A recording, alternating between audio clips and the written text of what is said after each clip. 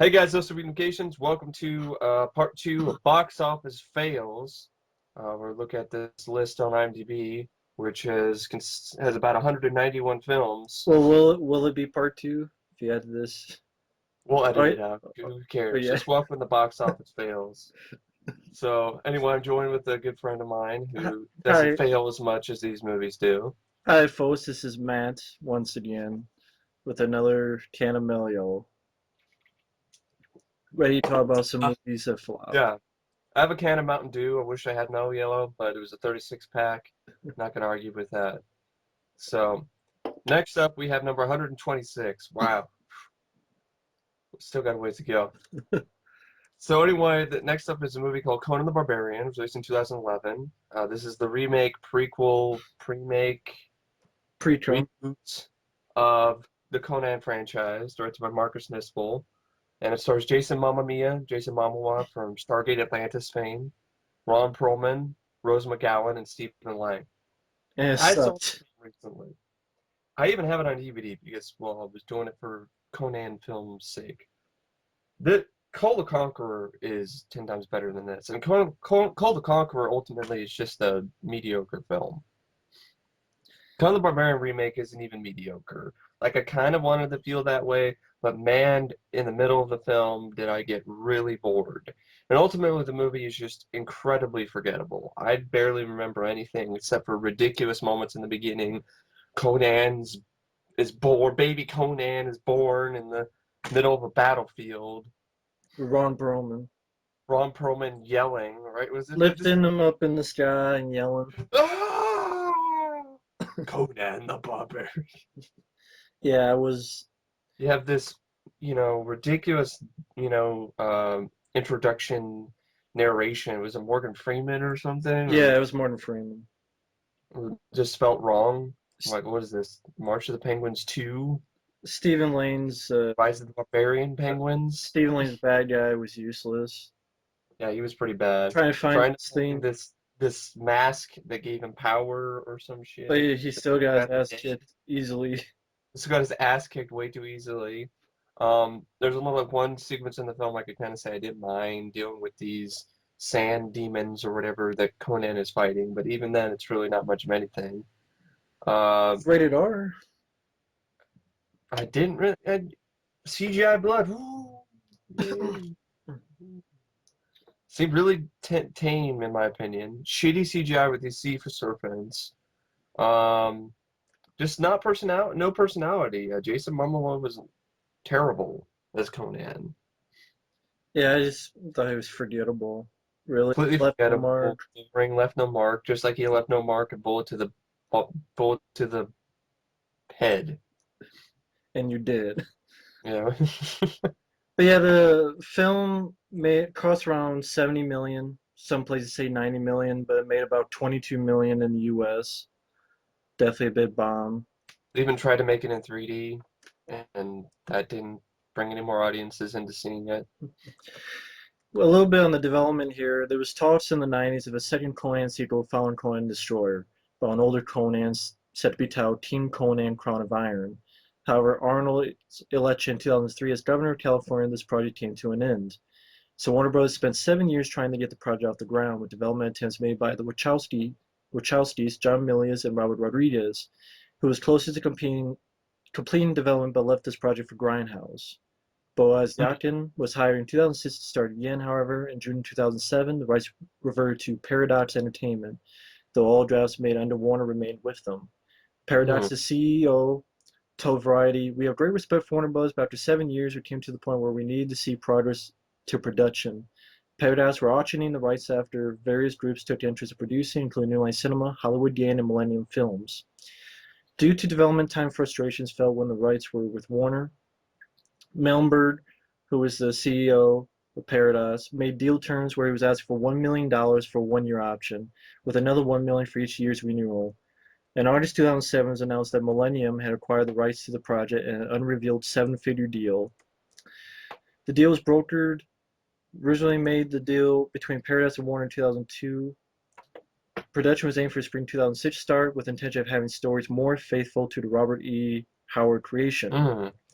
After the partnership on Rambo, New Image Films, Millennium, and Lionsgate partnered on this film due to the strength of that relationship and the happiness by Millennium producers with the handling of Rambo. I don't know how, Tissy made the film flop by releasing in fucking January, but whatever. Yeah, Rambo is 10 times the film than that Conan the Barbarian is, though. Rose McGowan, Yeah, they were she filmed in Red plays the Sonja. villain, and she was going to be Red Sonja. To be honest, I would have rather seen Red Sonja, her taking Red Sonja with Robert Rodriguez, rather than this, because the character she plays is just this over-the-top, cheesy, villainous. And I guess Brett Ratner was originally attached to direct before being replaced by Marcus Nispel. Great company. Kellen Lutz and Jared Padalecki were considered for the lead, but the role went to Jason Momoa. That's even worse. I never thought I could find somebody to be worse cast as Conan Then Jason than Momoa. Jason Momoa. But Kellen Lutz and Jared Padalecki, aren't those the guys who were in Supernatural? Was he? I don't watch a lot of Supernatural. I don't watch any I Supernatural think either. Kellen For some reason, Lutz is a Conan, guy in Twilight. oh, Twilight guy. Great. That'd Yeah, be a nice one. Yeah. I think Jared Padalecki, I think he is. yeah, that guy So is. one of the guys from Supernatural and a dude from Twilight. Ugh. And then you have Dolph Lundgren. Then Mickey Rourke when he talks to play Conan's father, but Rourke turned it down to do Immortals before Ron Perlman was cast. I'm like, might as well just had Dolph Lundgren as old Conan. I'd rather see that than Jason Momoa. Yeah, Ron Perlman, who plays Conan's father, Conan, previously voiced Conan himself in the video game Conan and the unreleased animated film Conan Red Nails. The more and more I hear about Red Nails, the more and more I'd rather see that released what is than Conan Red Nails? Conan Red Nails is an unreleased animated movie that I don't remember. I don't know a big amount about it, but Ron Perlman did the voice, and I guess it ran out of money, so they weren't able to finish it or something like that, or rights or something. They should I put don't the know. money to that instead of this new Yeah, Conan movie. because whenever I hear Ron Perlman, and when I look at Ron Perlman, he reminds me of the way Conan looked in the comics and in Robert E. Howard's, basically the artwork by Frank Frazetta. Hmm. So, Ron Perlman is a perfect choice to play Conan. And he's a little bit old, so it would work probably well for the animated Wouldn't he film. need to be more buff or? Yeah, but I mean, in the animated movie, Well, that doesn't anime movie, matter. yeah. So it was a I see the good anime idea movie, that but just sadly just never happened. that's stupid. I don't- That's just shitty. I We got a know. shitty Conan film. Oh, and well, probably don't get another shitty Conan film now, but with You get Arnold. Arnold and Conan the Conqueror, King Conan, 20 years too late. Yeah, I'm sorry, folks. If you look forward to it, I don't. I'm not either. I mean, I like Arnold, man, but he needs to, like, stuff like 10, or didn't they change the title for that already? They did. I can't remember what though. Stuff like 10, the Maggie story he's doing sounds interesting, where he's the father of a girl who's becoming a zombie. Yeah, Those kind of projects I'm all for, but rehashing old franchises more too many interesting. years, way too many years too late. Conan, old Conan, he's supposed to play a 45-year-old Conan, I guess in the original screenplay. They'll probably bump it up to what? Conan in his 70s? Like, I don't want to see that. Like, is he gonna have his shirt off? I don't want to. That's not a sight I want to see. They I don't probably know if want to I have his do. shirt off then. He probably won't. It just, I just think it's too late to do a Conan film. It's gonna be CGI. It's not gonna have the same charm as the first film did, or the same brutality. No, Um, or it's CGI brutality. CGI brutality. It'll be Because like this film. God forbid we can't do practical effects or squibs, and we can't have, we can't make fake blood anymore. I guess the ingredients for corn syrup and Too food expensive. coloring is just too expensive, or it doesn't exist anymore, according to Hollywood. They burn the notes for the recipes. To make blood, I can make it right now, in my kitchen. But that's a big flop and deserved to be. Yeah, it definitely did. So what did it cost again? Between 70 to Oh yeah, 90 70, million, 70, 90 million, only made about 22, 22 around million there. US. Yeah. So Warren Arnold later down the road, whatever. T5, I don't care. Too old to play the Terminator as well. He was too old to play the Terminator in T3, and he sucked as playing the Terminator in T3. And then there's talks that he may play a human in T5. Yeah, whatever. I would like, yeah. I wish I could be super excited for Arnold's T5 or Conan Conqueror, Conan the King, but I'm not. I'm more excited for stuff like Maggie or 10. Me too. So, Conan the Barbarian prequel, remake, whatever you want to call it, forgettable, did nothing in the box office for good reason. Next up is number 125, a movie called Heaven and Earth, released in 1993, directed by Oliver Stone. Has pretty much a no-name cast except for Tommy Lee Jones. Pretty much Stone's return to Vietnam. I think a problem is that it's 2 hours and 20 minutes long. Yeah, and Uh, the trailers I've seen for it really didn't interest me one bit, really. had a $33 million budget, but only made about $5 million. Uh, yeah, it was the third part of Oliver Stone's Vietnam trilogy. The other two were Platoon and Born on the 4th of July. I actually like those films, so I don't know. I don't think I've ever seen this film, so I can't really say anything about Heaven and Earth. I've seen trailers for it, and it just didn't really interest me that much. Mm-hmm. So Yeah, I guess the Vietnamese government wouldn't allow Oliver Stone to film on location due to the script's unflattering depiction of the Viet Cong. yeah. Unfortunately, I haven't seen the film. I don't really know much about the film. Not even sure really what it's about. So I guess he dedicated the film to his mother, just as he dedicated Wall Street to his father. I wonder if his mom liked. But anyway, that's Heaven and Earth. It didn't do very well. It's a hard sell. I guess at this point, maybe Oliver Stone was getting. Maybe people were overexposed by him or something. maybe it's just not a lack of advertisement and the length of the film. Maybe people just weren't really Yeah. interested in the story. People didn't move Heaven and Earth to go see Heaven and Earth. So next up is number 124, Old Gringo, a 1989 film directed by Louis Pinenzo, starring Jane Fonda, Gregory Peck, and Jimmy Smits. I've never seen the film because I don't want to see a movie called Old Gringo, okay? I know how silly and how kind of mean-spirited or kind of defeatist attitude that is from a film guy like me, but nothing about a movie with a title called Old Gringo interests me. It just turns me off. That's like there's like certain words that turn me off, and especially in certain titles. And Old Gringo is one that I'm just like, who wants to watch a movie about an old gringo? I don't care. Well, the film cost around 27 million and made about 3 million. And it's a film I've never even heard of. It's a film I know really nothing about. It's like a period piece, and it just is. The tagline is a woman inspired by a man of dreams, swept into the arms of a general, and drawn into the worlds of danger, Deals with the Mexican Revolution. I guess. And I mean, yeah, I've never seen it either, so I can't really say much about it, but it's just a movie that I've always had in my head, one of the few titles one of the few instances where just the title of a movie has just made me say, I don't want to see it. Old Gringo just doesn't sound like my type of film. Maybe when I'm older. Maybe when I'm older, I'll be able to appreciate Old Gringo. I don't know. According to the American Humane Association, the scene involving the shooting of General Arroyo's horse had no humane representative present, but the AHA spoke with Gregory Peck, who was present during the entire filming of the scene. Peck described in great detail how the shocking effect was achieved and assured that the horse, Twister, was not harmed. Okay, all right.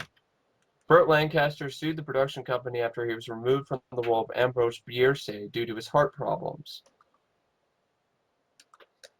Gregory Peck was a close friend of Jane Fonda and frequently attended political rallies with her. This film was the only movie that they had appeared in together.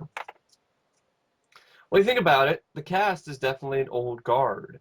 Jane Fonda and Gregory Peck, these are two actresses who, one actor and an actress, two actresses, two actors that had really are past their prime at this point in '89, and Jimmy Smits wasn't much of a draw either.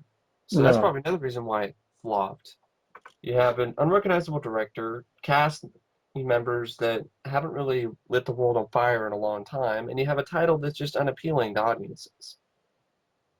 So, yeah, that's old Gringo. Next up, you have number 123, a movie called Nomad the Warrior, which I've never heard of. This is the It, first time I've heard of this movie. I haven't seen it, but it's basically about a descendant of Genghis Khan. It's a historical This is played film. by Jason Scott Lee, the center. Well, I know he and Martha Costas is in it. Jay Hmm, Hernandez is in it. Mark Dacascos, okay. And the budget was between, says on IMDb, it was about 20, I want to make sure. 25 million? There's two different places, 25 million on IMDb, and then on another box office site it says 40 million. But apparently made about $73,000 in the US and That's a total of 3 million worldwide. But yeah, that's a box office fail. so whether it's 25 million or 40 million, it still failed when it's only $73,000 in the US. I guess due to financial and weather problems, the film was shut down halfway through. It was bought by brothers Bob Weinstein and Harvey Weinstein and completed in early 2005. But director Ivan Passer and cinematographer Uli Stagger were replaced by Sergei Bodrov and Don Losten, respectively. And I guess the filming began in 2004, it was completed in 2005, and it was not released until 2006. Those are all bad warning signs right off the bat. Film I've never even really heard of, Yeah, I but never heard of it until now. I'm like, Nomad the Warrior? I guess the title was fitting. It was definitely a nomad. It was definitely alone, it and is a, nobody wanted yeah, to I see guess it at it's the box a office. film from Kazakhstan. It's like the big Yeah. film, and Isn't Kazakhstan that country that Borat came from? I don't know. I'm not going to confirm unless I know 100% because, Kazakhstan! No, it's probably not. I'm just but unfortunately, I know nothing about else about that movie. neither do I. So that's Nomad the Warrior. Next up is number 122, Little Nemo Adventures in Slumberland. This is a film that had a $35 million budget. It made about 1.3 million in the US, Hmm. about 11 million worldwide total. This has gotten a cult following. I've only seen this film because, believe it or not, they showed this like at school, like in high school. I'm like, in high school of all things, I'm in my classroom and we're like, what the last day of class, I think like, sophomore year or whatever, choir, let's watch Little Nemo Adventures in Slumberland. I'm like, why? What? I'd rather watch Grease again. I don't even Little Nemo. For years I had this confused with, you know, Finding Nemo. I was like, what? Is Finding Nemo related to this movie? Of course it isn't. It has no relation to it whatsoever. It's, I guess it's a foreign sort of film. It's got Japanese, like Yeah, the anime. it says here it's the first anime movie to receive a wide release in the US. Hmm. Production began in 1982 with the intention of the film being a big-budget showcase of Tokyo movie Shinsha Company's animation style to American audiences.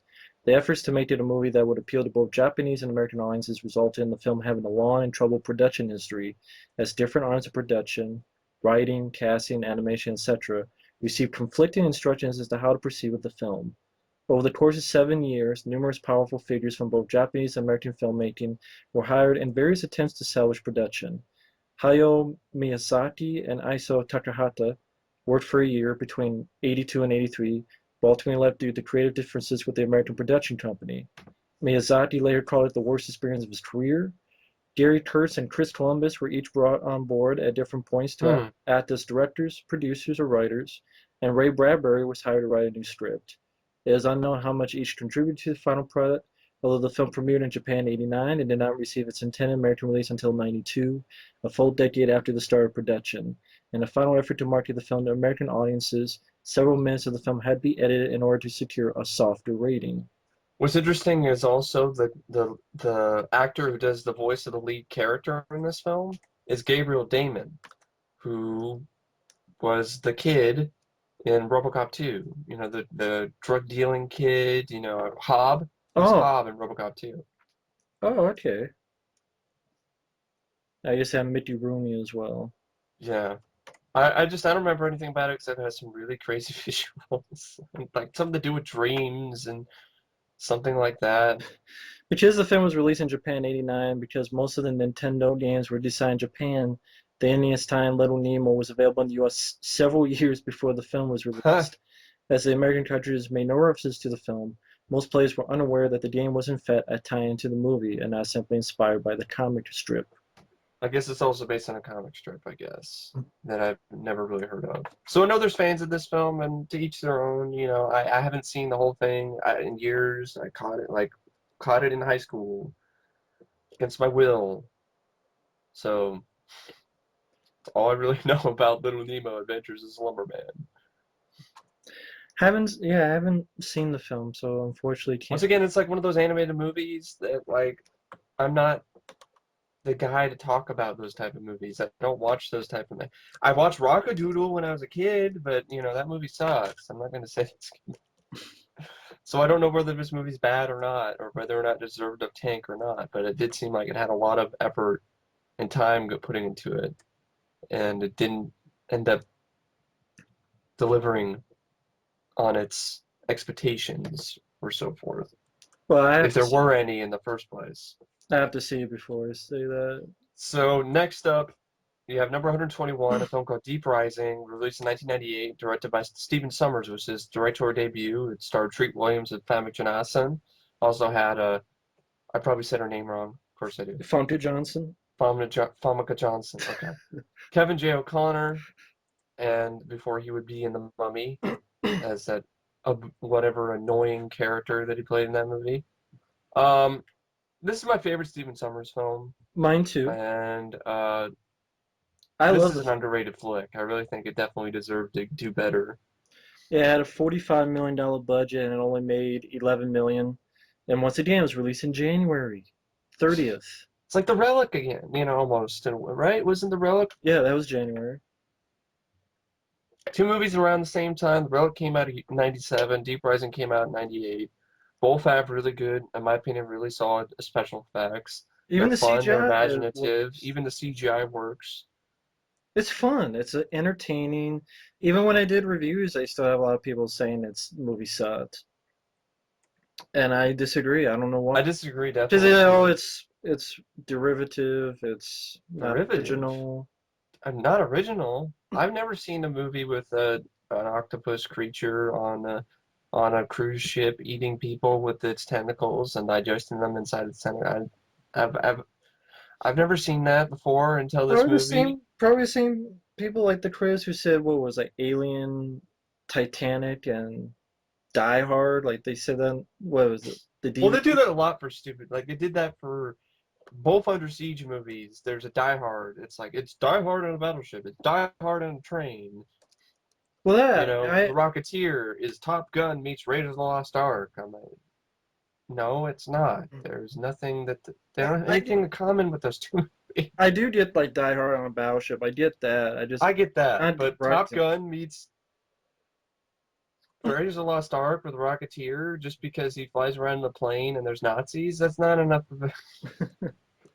It's very loose comparisons to I thought this was a fun movie. I thought it was yes. entertaining. I thought it was fast paced. It's definitely What are you looking at?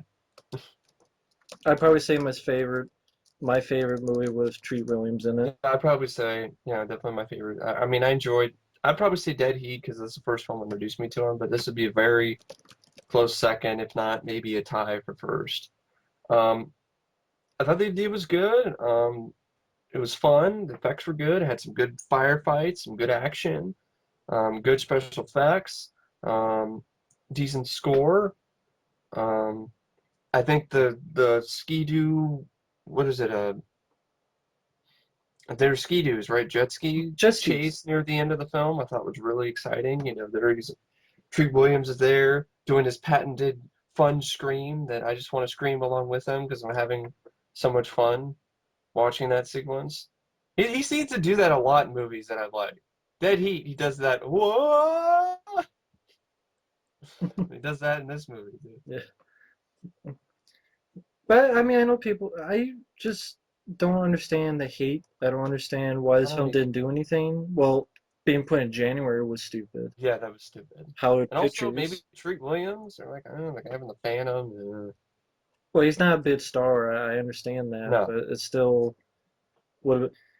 Harrison Ford once again turned down the role of Finnegan. I Wow. believe Justice budget was then downsized. Once again, I like Treat Williams, but that'd be interesting. So that was again like the That's relic, Harrison Ford. yeah. Never heard that. That's interesting. I mean, If I like True Ones, but imagine Harrison Ford doing that. That would have been awesome. Hans, yeah. Indiana Famke, Jones. yeah, exactly. Famke Johnson was almost not cast in the movie because producers felt she was too recognizable from GoldenEye as what was it? The one with the legs, the Yeah, thighs. yeah, Vivana Prussia. something On a top? Omatrop or On a something. top. On a top? On a top. Yeah, on a top. Okay. It's James Bond, so you don't have it. On a top, she squeezes people's Well, with her well, legs to kill them, suffocate yeah. them. Well, it's not as bad as Holly Goodhead or Christmas and World was not Christmas enough. came early. Pussy Galore. No, Denise Richards. Her last name is Christmas. Yeah, Christmas. Yeah, Christmas came early. And also, of course, the infamous Pussy Galore. The January 1996 revised draft lists Robert Mark Kamen as a co-writer. How's Wow, that name? Proddy Kid, Okay. but he's gone on to be a shitty writer with like fucking Columbiana and stuff. Wow.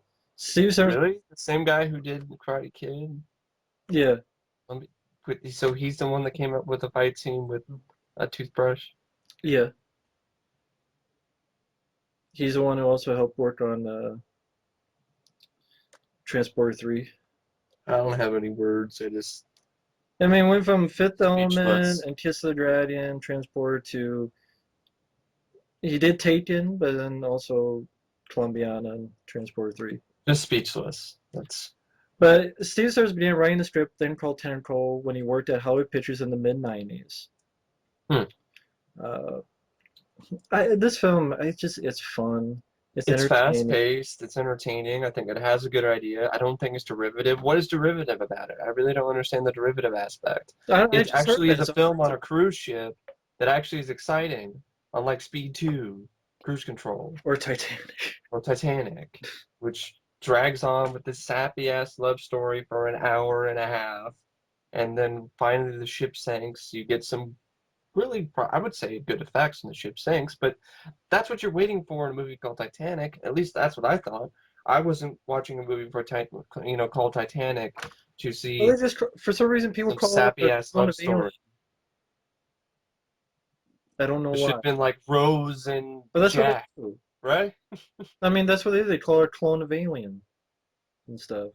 And I Alien. don't understand that either. How is it a clone of aliens? Because there's like guys with big guns. I think I know one person mentioned Alien Resurrection. Like Wow, I don't know if it's what I the don't underwater understand scene, that. I don't understand that thought process at what the all. underwater scene where someone's grabbed and pulled back, like the With girl in some Alien shitty Resurrection. CGI aliens. I just a guy here is underwater and he's pulled back, but Just one sequence? I mean I don't get it either. I wish this film did better. I wanted a sequel. It sets up for a sequel. I think it would have been fun. Yeah. Sadly, it did more, Alien Resurrection did better probably in the box Yeah, it office. made like Like one 40 did. some. Claire Forlani was originally cast as the girl, but dropped out 3 days due to creative differences with Summers, and then Fonda Johnson got her part. I completely forgot who that was. Claire Forlani. Claire Forlani, people out there, you'll know her. She was in Meet Joe Black. She Oh, was okay. in. Well, I don't know Meteor Black. She That's was the the one. daughter in The Rock, Sean Connery's daughter, Oh, okay. All right, now I get it. Okay. and then she was also in Mallrats. All right. Out there. I just don't remember Meteor Black. That's one Brad Pitt movie that I never even bothered to watch because the VHS was two parts. There's two tapes. I'm like, oh man, The that's kind of. family member from The Rock and Mallrats. So anyway, that's Deep Rising, a film that I don't believe deserved to fail in the box office. Me neither. I really enjoyed it. I love the film. I mean, I definitely love I it. would say that too. I really enjoyed the film too. Next up, you have number 120, Zathura Space Adventure, released in 2005. Jon Favreau's directorial debut, right? Um, was this his first? No, it wasn't. It probably wasn't his first film. No, I don't think it was his first film. I think No, he did Elf before, and he he did Elf did a film before. called Made. I think Did that was his Made. first film. That was his first film. This is This is like Jumanji. Jumanji 2, But but what yeah, I space remember, version. I remember one thing I liked was the guy was a stickler for wanting to do models. Yes, I really love that. I remember seeing the documentary whatever about that. Would wanted models, he wanted practical effects, he didn't want any CGI, and that's one thing about this film that I do support the film. I would say it's not the worst thing I've ever seen. I haven't seen it in a while, so it's So I mean, I personally enjoy Jumanji better, but it's because maybe that's part of my childhood. You know, I watched Jumanji a lot as a kid. Um, starring as a young Josh Hutcherson, who's now in the Hunger Games and does all these other movies. oh, I forgot he was in that too. Hmm. Had a budget, I guess, Kirsten Stewart was in it too. and Dax Shepard, who Kristen was in Stewart before Chris. Twilight. That's crazy. And Dax Shepard, that's one guy I never cared for really. Anything I've ever seen him in really. I thought he I was never. fine in Without a Paddle. Oh, okay, I forgot he was in that. Okay, yeah, I didn't mind him in that. Now that I think about it, but other than that, not so much.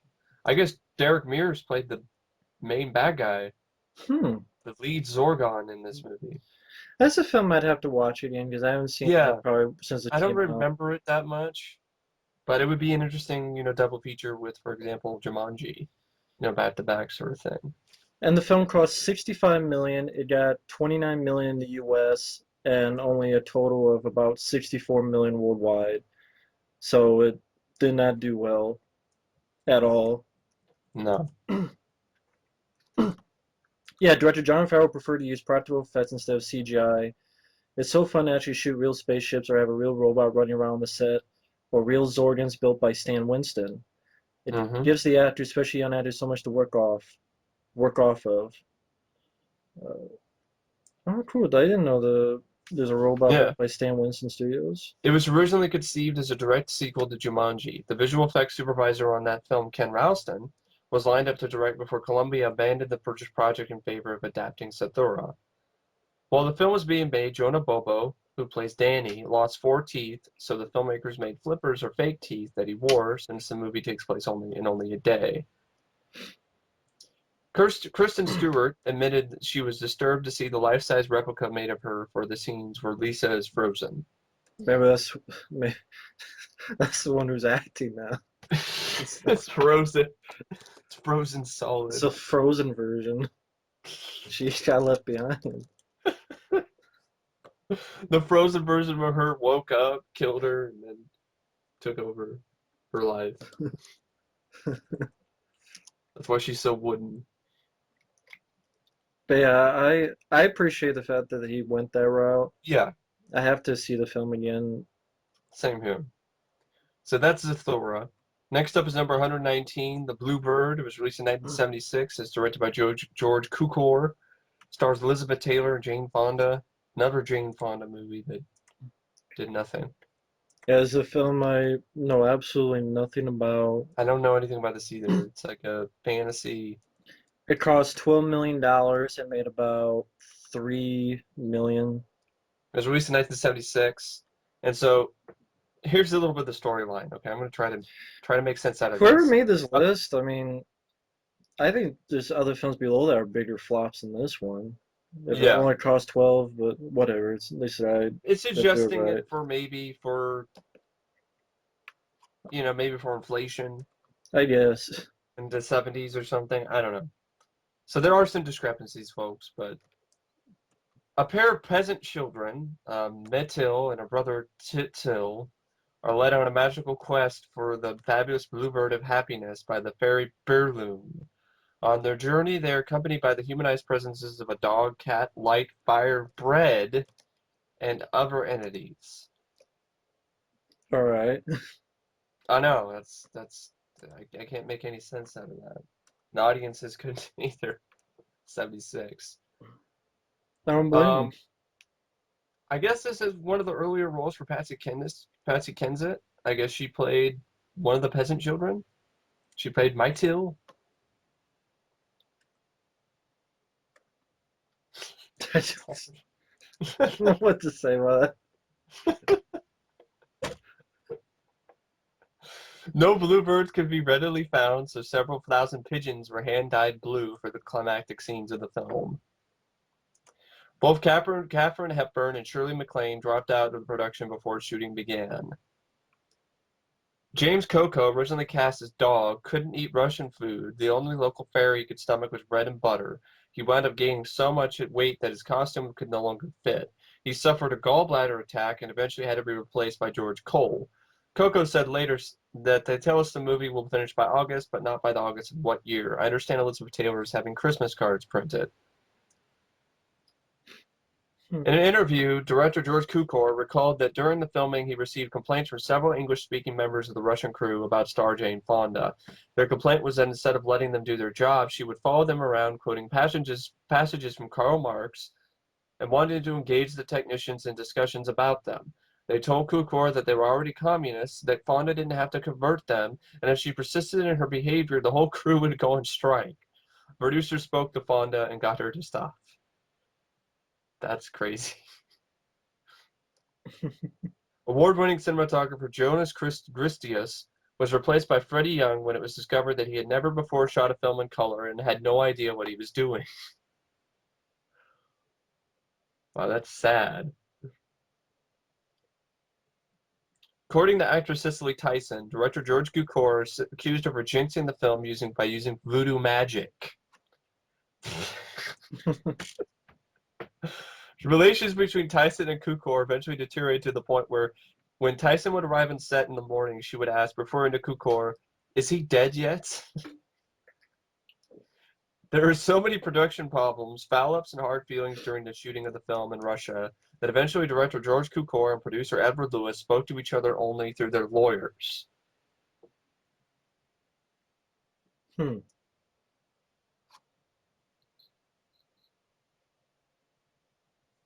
So, yeah, it sounds like another film where the behind the scenes more interesting than the film itself. Sorry, it's a movie about Mittel and Tittle and a fabulous bluebird of happiness and the fairy Burloon. Like, I'm not the guy to be talking about that type of movie. I don't think I'd see myself being caught dead watching that type of movie. In fact, this sounds like a movie like the Cinema Snob needs to watch for some such. He should be talking about this movie and watching this fucking thing, not me. So I can see why that was a flop. People are like, "What the fuck is this?"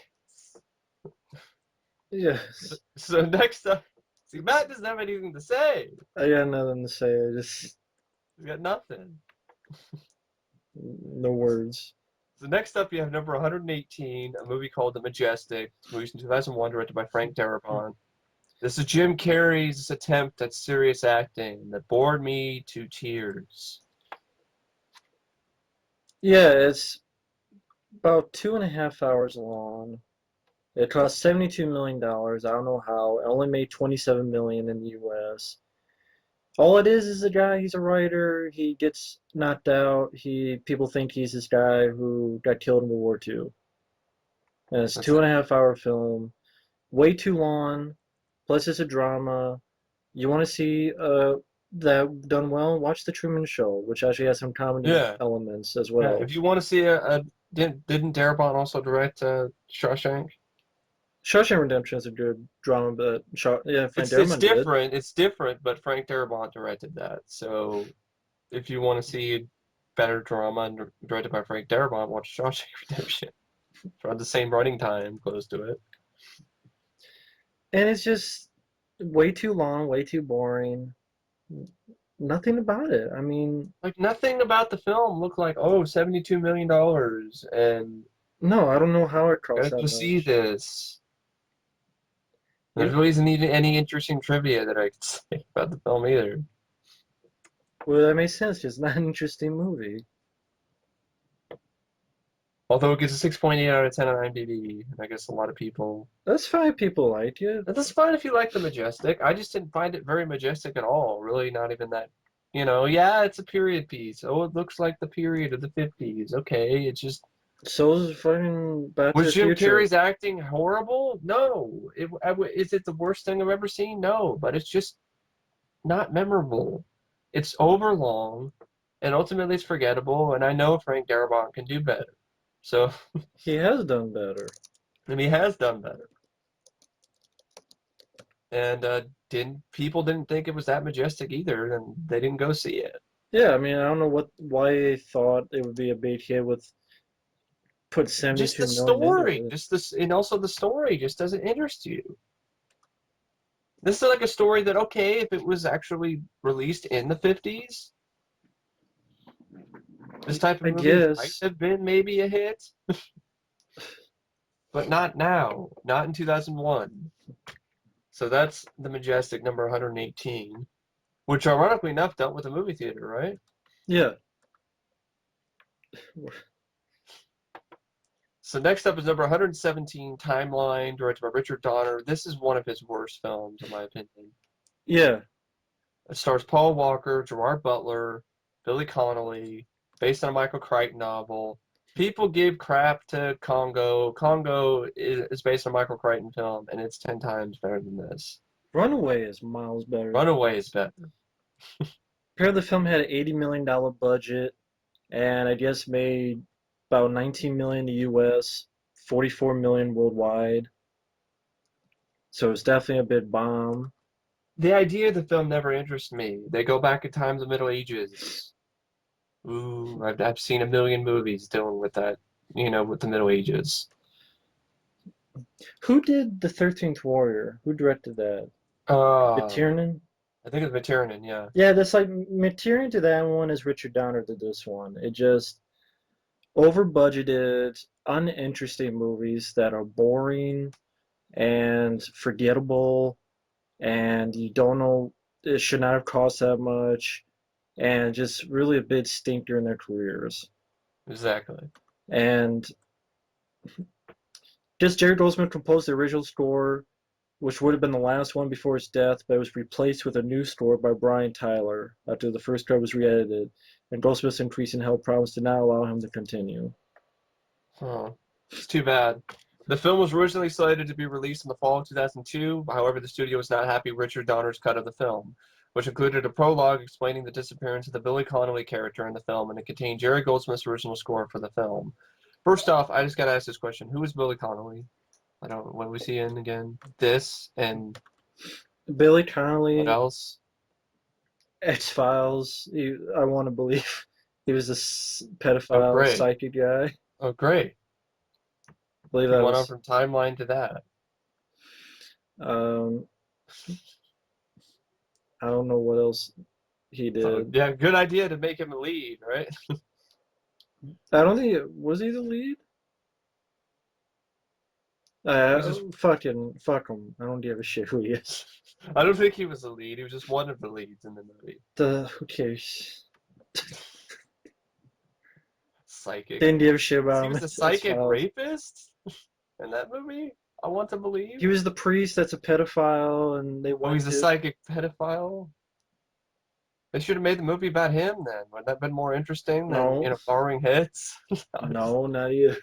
What if he was an alien? No. The Billy Connolly character and contained the Jerry Goldsmith's original score for the film. Donner was then forced to recut the film by Paramount and asked Goldsmith to edit down his score or to recut the version of the film, which also prompted another release date by the studio in March 2003. Paramount, particularly studio head Sherry Lansing, was again unhappy with Donner's second cut of the film that he had delivered, which completely had eliminated the Billy Connolly prologue, which is essential to both the Michael Crichton novel and the film's backstory, which was originally scored by Goldsmith as a cue called The Dig, and the musical recording slate number 1M1. Donner was forced to recut the film once more, and the film was again delayed to an unspecified date, and again Goldsmith was asked to return to the project. At this point, Goldsmith's health was deteriorating due to cancer that had recently begun to score Looney Tunes Back in Action for his friend Joe Dante, a project which required the assistance of composer John Debney for additional music, and would also be his last score as he would pass away on July 28, 2004, which may rest in peace. Goldsmith is my favorite film composer of all time. Yeah, he's great. Donner really wanted Goldsmith to stay on, but could not for those reasons, and liked the score that he had written for the film, the first cut of the film. Paramount then could hire composer Brian Tyler. Okay, this is one of his earlier uh, uh, jobs, who had written the music for the film The Hunted, which was released in March in place of Timeline. Tyler would score almost all the identical scenes of which Goldsmith originally scored, and each score recorded by both Goldsmith and Tyler are the same length at 74 minutes. The final cut of the film would be 116 minutes from its original 136-minute cut, mainly the Billy Connolly prologue clearly absent from the recut version of the final cut, which proves the film was clearly interfered with by the studio. Goldsmith's Tyler's music, they would both be released respectively by Voracious Sarabande Records. Director Richard Donner had previously been one of 4 directors bidding to direct the film adaptation of Jurassic Park before Michael Crichton chose Steven Spielberg. Pierce Brosnan turned down the role of Andre before Gerard Butler eventually signed on.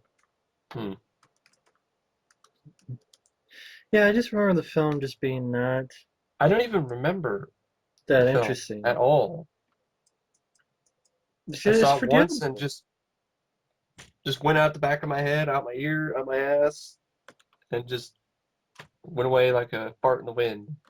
It's a forgettable film. There's nothing to remember. It's just a story you would see on fucking Hallmark Channel or something when they had that shit. You know, ABC Family. they go back in time, and so we have cheap sets that make Hercules cry in shame. And just, So yeah, that's Timeline. Next up is number 116, Cradle Will Rock. It's a film directed by Tim Robbins, and it has a pretty big cast. It was released in 1999. yeah, it's Hank Azaria, Ruben Blades, Joan Cusack, John Cusack, Terry Elwes, Bill Murray, Susan Sarandon, John Turturro. Carrie Elways. Film had cost about 32 million, but only made about 2 million. I guess it's sort of a period piece. I guess it's a period piece, and USA Today loved it and said it was one of the year's most entertaining movies. I think it's a film that had a lot of songs as well. Yeah, remember correctly.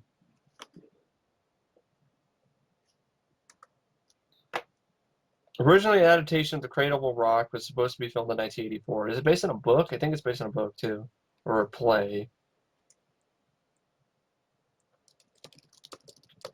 Originally, adaptation of The Cradle, it was supposed to be filmed in 1984. Amy Irving and Rupert Everett were already cast in the roles and was supposed to be filming in Rome when the production fell apart. It sounds like a film that's just way out of my, I'm not going to say comfort zone, but way out of my preferred genre. Yeah, I mean, it says here, in telling the story of the Cradle of Rock, a leftist labor musical that was sponsored by the Federal Theater Project, only to be banned after the WPA cut the project, diverted funds elsewhere. Robbins is able to tie in issues such as labor unrest, repression by the House Committee, and the role and value of art in such a tumultuous time. This doesn't seem like my kind of movie. Yeah, that's what I feel about this. It's not my genre. So just like the Bluebird isn't my genre either, or the animated movies. I'm not the best person to talk about in terms of quality. Of course, I haven't seen it yet either, but I can see why it flopped because it's one of those like really underground indie movies. Like those Yeah, it was basically about art a group of films. people making this musical in the 30s and the problems they had with the labor unions. And it just, Sounds very exciting. exactly, which is why people went to see it. or not. So the Cradle Will Rock didn't rock any type of money, didn't rake any money in the box office. Yeah, That's for over sure. $30 million budget and like only about 2 million. So yeah, it didn't do jack or shit. Next up is number 115, Looney Tunes Back in Action, a film that I thought was so bad it made Space Jam look great. Yeah, I mean, I can watch the film as a time waster, but I still do feel Space Jam is better. I mean, I can watch the film as a time waster, but it's not like I can't hated this movie. I feel haven't seen free. the film in years because Let I me, thought it was one of Steve Martin's worst performances of his entire career. I I was like, what is he doing? He's embarrassing himself every step of the way with this film. Once absolutely legendary comedian is slumming it in this. Brendan Fraser, I can stand Encino Man, but I've never liked George of the Jungle, and he did that more to that kind of sort of humor in this film. Jenna Elfman, take her leave her, she didn't really leave any of an impression. The Looney Tunes themselves, they were barely in the film. If you think about it, it was more about Brendan Fraser than anything else, and that's not what I paid someone to come to see a Looney Tunes movie. Back in action, they're barely in the film. They barely do anything. That's at least what I remember. Maybe I'm wrong. I thought they did some stuff. I mean, I can't say I hate the film, folks. I can say I can watch as a time waster. It's not a film I rewatch a lot, but I didn't mind Brendan Fraser. I don't mind Jenna Elfman. Steve Martin, yeah, his shtick was getting annoying in that movie. Um, but at the same, I thought it But was then again, I was a kid and I had decent. high expectations for it, because I love Space Jam. So maybe I'll watch it again. I might, give it a little more, respect, so to speak. But I haven't seen it since I was a kid, and I was disappointed. And Well, one of the first films I can probably say that as a younger kid that I was like, man, this sucked. the film cost $80 million and it made 20 million to U.S. and about a total of 68 million worldwide. So it's definitely a flop for Joe Dante.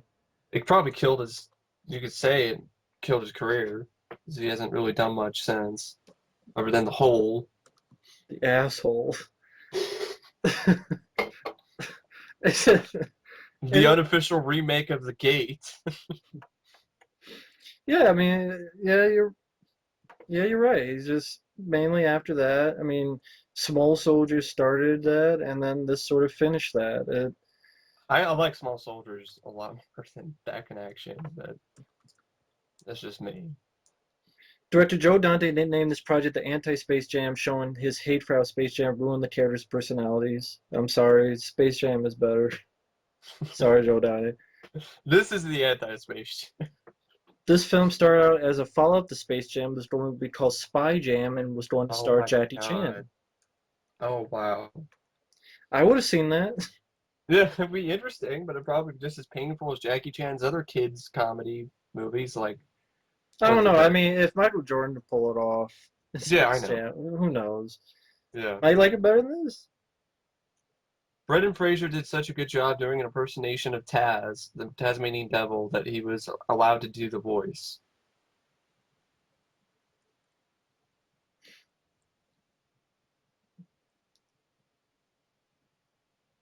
During filming, Brendan Fraser was completely terrified at having to hit Bill Goldberg. Goldberg constantly told him, "Go ahead and do it," telling him it's what I do for a living. I just imagine that. I can't. I can't do it. Can't hit him. I can't. I'm sorry, Mr. Goldberg. I just can't do. I just imagine with his shtick that he does in all of his comedy movies. That'd be funny in itself. Should have just had that in the movie. That might have been a funny joke. The extreme failure of this film discouraged Warner Bros. From releasing the newer Looney Tunes shorts that Warner Bros. Animation completed and canceled those in production. They might have been released later in this like reality TV video that I saw somewhere. I don't know anything about that. It's like a reality TV sort of thing that they did. Steve Martin read the script and would only do the film on one condition, in the scene where aliens chase Daffy Duck and Bugs Bunny. A Dalek from Doctor Who is one of the aliens used. Warner Brothers accepted. That's all it took. You put a Dalek for Doctor Who in that, and then I'm in it. I'll do it. Like, wow, didn't know Steve Martin was that big of a Doctor Who fan. Of course, we already talked about this before, but it was the last film Jerry Goldsmith scored. Due to Goldsmith's failing health, the last reel of the film was actually scored by John Debney, though Goldsmith was the only credited composer and marketing materials. Mm-hmm. So that's back in action. Looney Tunes didn't get back very much in the box office with this film. And like you said, probably killed Joe Dante's career. Mm-hmm. So it was a fail in more ways than one. It's too So bad. next Joe up, Dante's yeah, not that bad. yeah, he's not that bad of a director. He directed Gremlins, for Christ's sakes.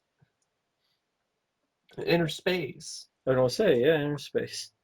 So next up, number 114 is Supergirl, released in 1984, directed by Janet Swark, starring Helen Slater. Yes, she's not related to Christian Slater. I'm sorry. For those of you, seen my review of the film. I was wrong. There you go. The film Also, it's Faye Dunaway, and for that Faye Dunaway fangirl, she sucked in the movie. I will continue to say she sucked in the movie because that's how I feel. So suck it. And Peter O'Toole was in it also. He was probably wasted as usual. film cost $35 million and only made $14 million. And you saw it again recently. I saw it recently. I didn't mind it. I didn't think it was that bad. I mean, there are people who say it's like the worst hero film with a female lead out of all time. And I'm like, this isn't as bad as Elektra or Catwoman. Catwoman's 10 times worse than this movie. But I just had fun. I had some fun with it. I thought Helen Slater, she played a good Supergirl. People were complaining about how her character, Supergirl, was just, kind of a dumb character, not very smart or whatever, and her goal or her mission in the film wasn't very clear. And I'm like, it's extremely simple. She just comes to Earth to find the Omega Hedron, get it away from Selena, evil witch bitch played by Faye Dunaway, and then bring it back to her home of Argo City. And then that's it. That's all it is. That's all the plot is. There's nothing to look deeper into it. So for those of you who, she doesn't have a good enough motivation for being there. I don't know what it is. Open your eyes. I'm sorry. I don't like it when people can't accept plots, extremely simple plots. We're so used to, superhero films having plots within plots now that we can't just enjoy a really simplistic sort of fun flick like Supergirl for what it is. Sorry, I didn't mean to go on a rant on Supergirl of all things. It's not even a rant on the movie. It's not even a rant on the movie because I actually like parts of it. I think the score by Jerry Goldsmith is really well done as usual for Jerry Goldsmith. The effects I think are pretty solid, except for some stuff near the end, pretty bad. I don't like Faye Dunaway. I think she's lame, and I think her cohort in crime, Brenda Vaccaro, isn't very much better. But it's definitely interesting to see Hart Bachner. What was the character he played in Die Hard? Ellis. Ellis from Die Hard as like the Hans. heartthrob of the film. Bubby. I'm your white knight. In this film, he's, I guess, Faye Dunaway has the hots for Ellis in this movie and wants to make him her white knight. So anyway, yeah, I know Supergirl is what it is. It's a girly movie, but I enjoyed it in spite of itself. But, I didn't watch the 150-minute long version, so I haven't seen it in forever. I guess Christopher Reeve bowed out just before filming began. He was slated to make a cameo as Superman, but was unavailable. Helen Slater had to train for 3 hours a day for 3 months to do the outdoor flying sequences, where she was suspended by wires from a 200-foot tower crane. The flying sequences in this film I thought were really well shot, really well done flying sequences. Definitely had grace, and honestly, we were pretty beautiful to look at. But here you go. Upon getting the film rights for Superman, Alexander Salkind and his son Ilya also purchased the rights to the character Supergirl. The first major casting choice for the movie were Dolly Parton as Selena and Melanie Griffith or Brooke Shields as Supergirl. Those were Ilya's top choices, but they were ultimately rejected by both Alexander and the film's director, Janet Schwartz, who wanted an unknown actress. In an interview taped to promote the 2000 IMDb DVD release, Ilya Salkind stated that he thought Shields was the better choice.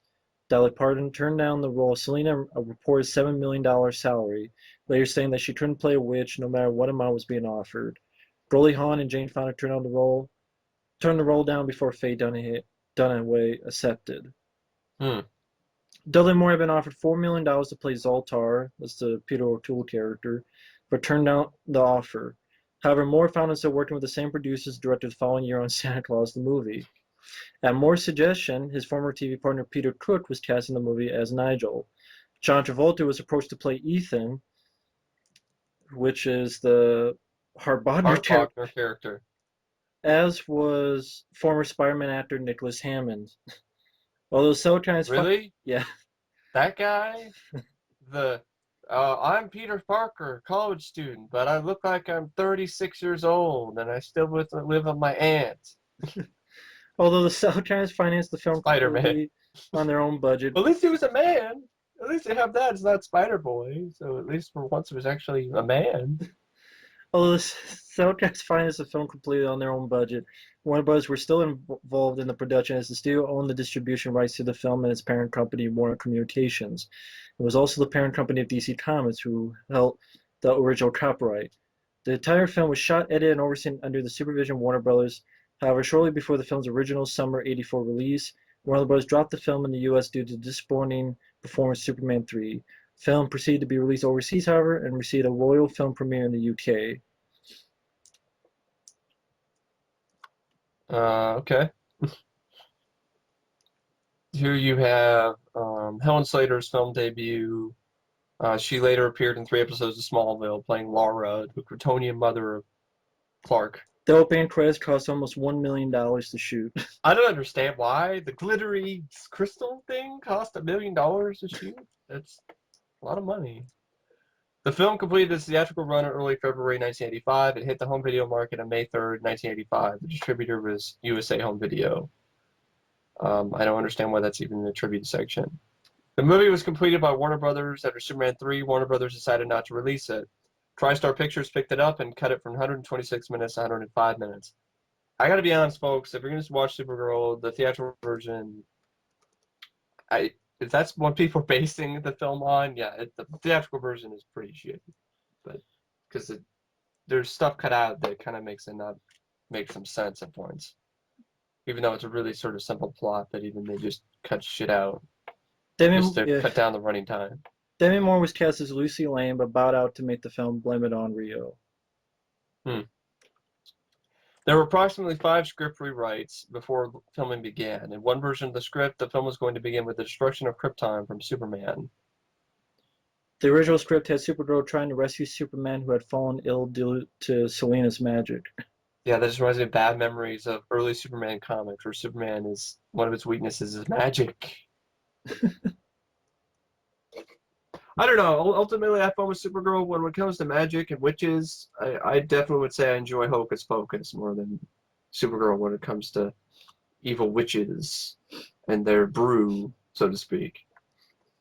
But anyway, it was just over the top and cheesy. And she was just... It literally was corny, because she's all like, I love him, I want him, why doesn't he want me? Why doesn't Ellis want me? I want him. He needs to be mine. That's what she uses her powers at first, is to get Ellis to get in her pants, basically. Some evil genius. But anyway, that's Supergirl. It didn't do very well. It wasn't very super in the box office. It was a hard sell. After Superman 3, I like Superman 3. I don't think there's a lot of problems with it. I think it's very underrated. But fans and critics are like, oh, another Superman movie, but it's a girl this time from the Salkinds. So that's Supergirl. But it does mark a milestone. It's the first female, probably you could say the first female superhero film that was ever released. So next up is number 113, Outlander, 2008 film, directed by Howard McCain, starring Jim Caviezel and Ron Perlman. This movie disappointed me. Man, I thought this was going to be a lot better than it ended up being. I swear to God, I thought it was Oliver Gruner and not Jim Caviezel. I mean, I like Oliver Gruner, but he's not the best actor. And Jim Caviezel, I thought he would do better, but he just Oliver Gruner type acting, which So, isn't so you wanted what I thought. Oliver Gruner or what? Or no? It would have been just as bad with Oliver Gruner there. I But at don't know least Oliver about that. Gruner has martial arts, so he could kick the monster or something. Caviezel Or can't random do bad that. guys. Or... The random bad guys. His character from Savage in this movie, that'd make it entertaining just in itself. Well, the budget was about 50 million and only made $160,000 in the U.S. and about a total of 7 million worldwide. See, the taglines say, so it definitely did. It was a fail. So definitely it was a fail in the box office. So it had a good idea. I don't like the Beowulf meets Predator. Oh, great. Beowulf meets Predator? Ugh. So a horrible CGI movie with clunky graphics and horrible 3D that made my eyes hurt when I saw it in the theater. It was a very forgettable film. Then you combine with that with Predator, that doesn't make it awesome. If you said Conan meets Predator, I'm like, oh shit, Conan meets Predator. Well, Shit. Rennie Harlin was originally slated to direct when Howard McTiernan was pitching the script to film studios some months ago. Wow. He might have helped the film a lot because he knows how to direct action sequences and make films thrilling. This type of film thrilling. I think ultimately what I felt about the film was it it didn't have it didn't have fun with itself. This is an idea that in itself is absurd. It was like an alien or something, right? In Middle Age sort of Norse times with Vikings. Yeah, yeah, it was You in should be Norway. having fun with this, not trying to take this really seriously. They took it way too seriously at points. It didn't have fun with the Yeah, it was like a idea. guy and his alien, which is a prisoner, and it Yeah, crashes, and he's trying to kill it or something. yeah. It And was just but they think ultimately, it's a demon. yeah, it was boring. Yeah, And this type of film shouldn't be I boring. It remember should be that. exciting and fun and, I've seen this full set. gory and entertaining, but it just wasn't anything like that. And it disappointed me because it looked like it had potential. Yeah, I remember seeing this film, and just that was the word I thought was boring. And the climax, when we started that, some horrible CGI monsters, and the way the monster dies in the end is pathetic, in my opinion. But it's Pathfinder. People Uh, played the lead. It was from either Sean Bean, Thomas Jane, or Carl Urban. yeah. Thomas Jane and I Carl don't Urban know. would have been better. Yeah, that would have helped, but still, I don't know if they would have helped the film because the film itself, even with better I'm actors, not saying they would save it. I just said it would be wouldn't better. save it. It's Just Jim I Caviezel, I just He didn't do anything for me. He was just very wooden. That's why I said, oh, I like Oliver Gruner, but I'm not gonna say he isn't wooden. I'm sorry, yeah, but I like him better than. but I like him better than Jim Caviezel. But he's a little bit less wooden than Caviezel is in this movie. Caviezel just seemed like he was just bored with the project. Like he just I didn't want to be there. Oh, whatever. It's paycheck. Well, I think the It's like, problem. where's Jesus? Why am I in this movie? I think the problem is the director. Yeah, I don't. What else did he do? He wrote Underworld: Rise of Lycans, Oh, the shitty Underworld prequel. and before this is the last film he did, and he just directed TV movies before. But, yeah, but that's what happens when you. Well, not, there are some people. Steven Spielberg started out doing some TV movies, so I can't And really say that's really what happens every time when you hire TV movie directors. But there's a good chance that their quality of their film is still going to remain looking like a TV movie, and that's another kind of way the film kind of felt. Directed, made for cable, Showtime original movie or something. hmm Not Sci-Fi Channel original bad, but just I thought it was just a letdown. yeah, I mean, I could say that too. It's just a boring film. Nothing to make you remember jack shit about. And it was a good Want a more idea. exciting movie with the word Outland in it? Go watch Outland with Sean Connery. You think this film ever be remade? Yeah, you could have a different title or whatever you want to do. It doesn't have to be Viking Age. It could be you could put it up to the Middle Ages with knights or something, or you could put it, I don't want it with, you know, Quest for Fire meets, Predator. I don't want to see that movie. Yeah. Look, you'd have Ron Perlman trying to fuck the alien. I don't want to see that. But Outlander, I think audiences just were turned off by it because I don't think it got much of a release. didn't get much of a release either. And also Jim Caviezel, like, he didn't draw. He Yeah. played Jesus. People didn't go see Passion of the Christ because Jim Caviezel was playing Jesus. I hate to break it to you, that's not why people went to see that movie. Right. So anyway, that's Outlander. Next up, speaking of Sean Connery, this is number 112, Meteor, 1979 film directed by Ronald Niemi, starring Sean Connery, Natalie Wood, and Carl Malden. This is a laughable movie. Film cost 16 million and it made 8 million. In 79, that's pretty bad considering the cast. And I have seen I've seen this film, and it has some of the most laughable effects I've ever seen. The green screen or blue screen, it doesn't work. It looks fake as hell. Everybody's reactions are ridiculous. Is this as bad as Zardoz? No, but at least Zardoz is somewhat entertaining in a, so bad it's kind of fucked up way. This is just boring at points and just has some god-awful effects that just take you out of the film because you're like, wow, it's a meteor and it looks like a giant turd and it's flying towards space, hurtling slowly towards Earth. If there are people like, Armageddon's terrible, Armageddon sucks. Armageddon is exciting and entertaining compared to Meteor. At least in my opinion. I'd rather just watch the trailer of Meteor. I'd have more fun out of that than the actual movie.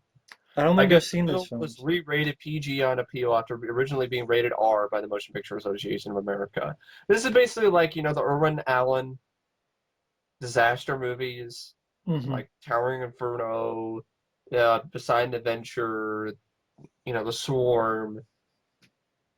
If that, the daytime, the world ended or something, what time ended? No, it's not the daytime ended. That's a bad 80s movie. What is that? The one with when time ran out with that hilarious trailer. Yeah. Kind of like that kind of thing, but with a meteor. So it was re-rated PG on appeal after being originally rated R. That's interesting. It premiered on the floor of Meteor Crater in Arizona. This is also the site where the astronauts practiced their moonwalk and where the mothership picked up Jeff Bridges in the movie Starman. Well, I definitely would rather go, Starman is a better movie. Yeah, of course. Brian Keith was an 11th hour casting choice, replacing Donald Pleasance, who dropped out of the film. Wow, you know your movie's bad, but Donald Pleasance drops out of it. This is a guy who's been in shit like Puma Man that came out in 1980. So there is a chance that he dropped out of this film to do Puma Man. Let that sink in, Makers of Meteor. Principal photography was shut down for 2 days when lead actor Sean Connery contracted a respiratory condition during the filming of the mud sequence. Mud also knocked Connery off his feet, Barry called Malden twice, whilst Natalie Wood was almost sucked into one of the pumps. During the mud filming, the actors would stuff their ears with cotton wool and had to have their eyes washed out at the completion of each take. Damn. One of two sci-fi films made and released around 1979 and 1981 for lead actor Sean Connery. The other was Outland. Well, Outland is, once again, I'm going to mention Outland again, folks. Outland is a better, if you're going to do Sean Connery sci-fi, watch Outland. Yeah, definitely. It's a lot better. 1 million pounds of bentonite imitation mud were also used in the film, the New York subway disaster on Stage 30 in the MGM studio. The stage-housed stage. Okay, this is just Wikipedia. This is IMDB misspelling. It's not me. Okay. The stage house stage a tank. Yeah. Bad grammar. And high-speed draining system, which was used for many by the old Esther Williams MGM musicals that featured swimming pools. The New York subway system was constructed inside the empty swimming pool. The sequence took around 8 to 14 days to shoot, runs less than 4 minutes on screen, and cost around $1.5 million to shoot.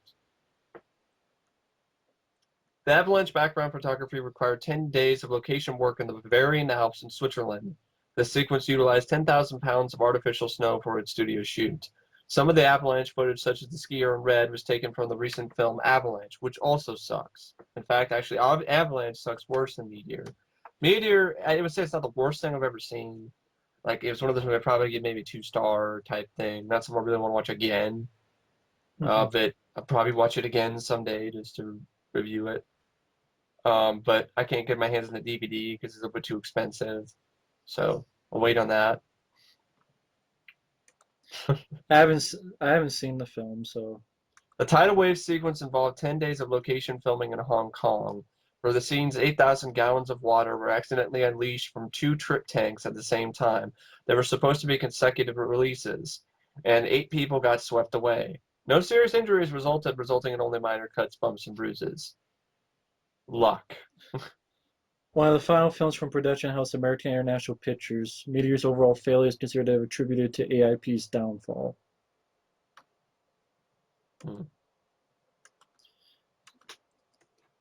So that's Meteor.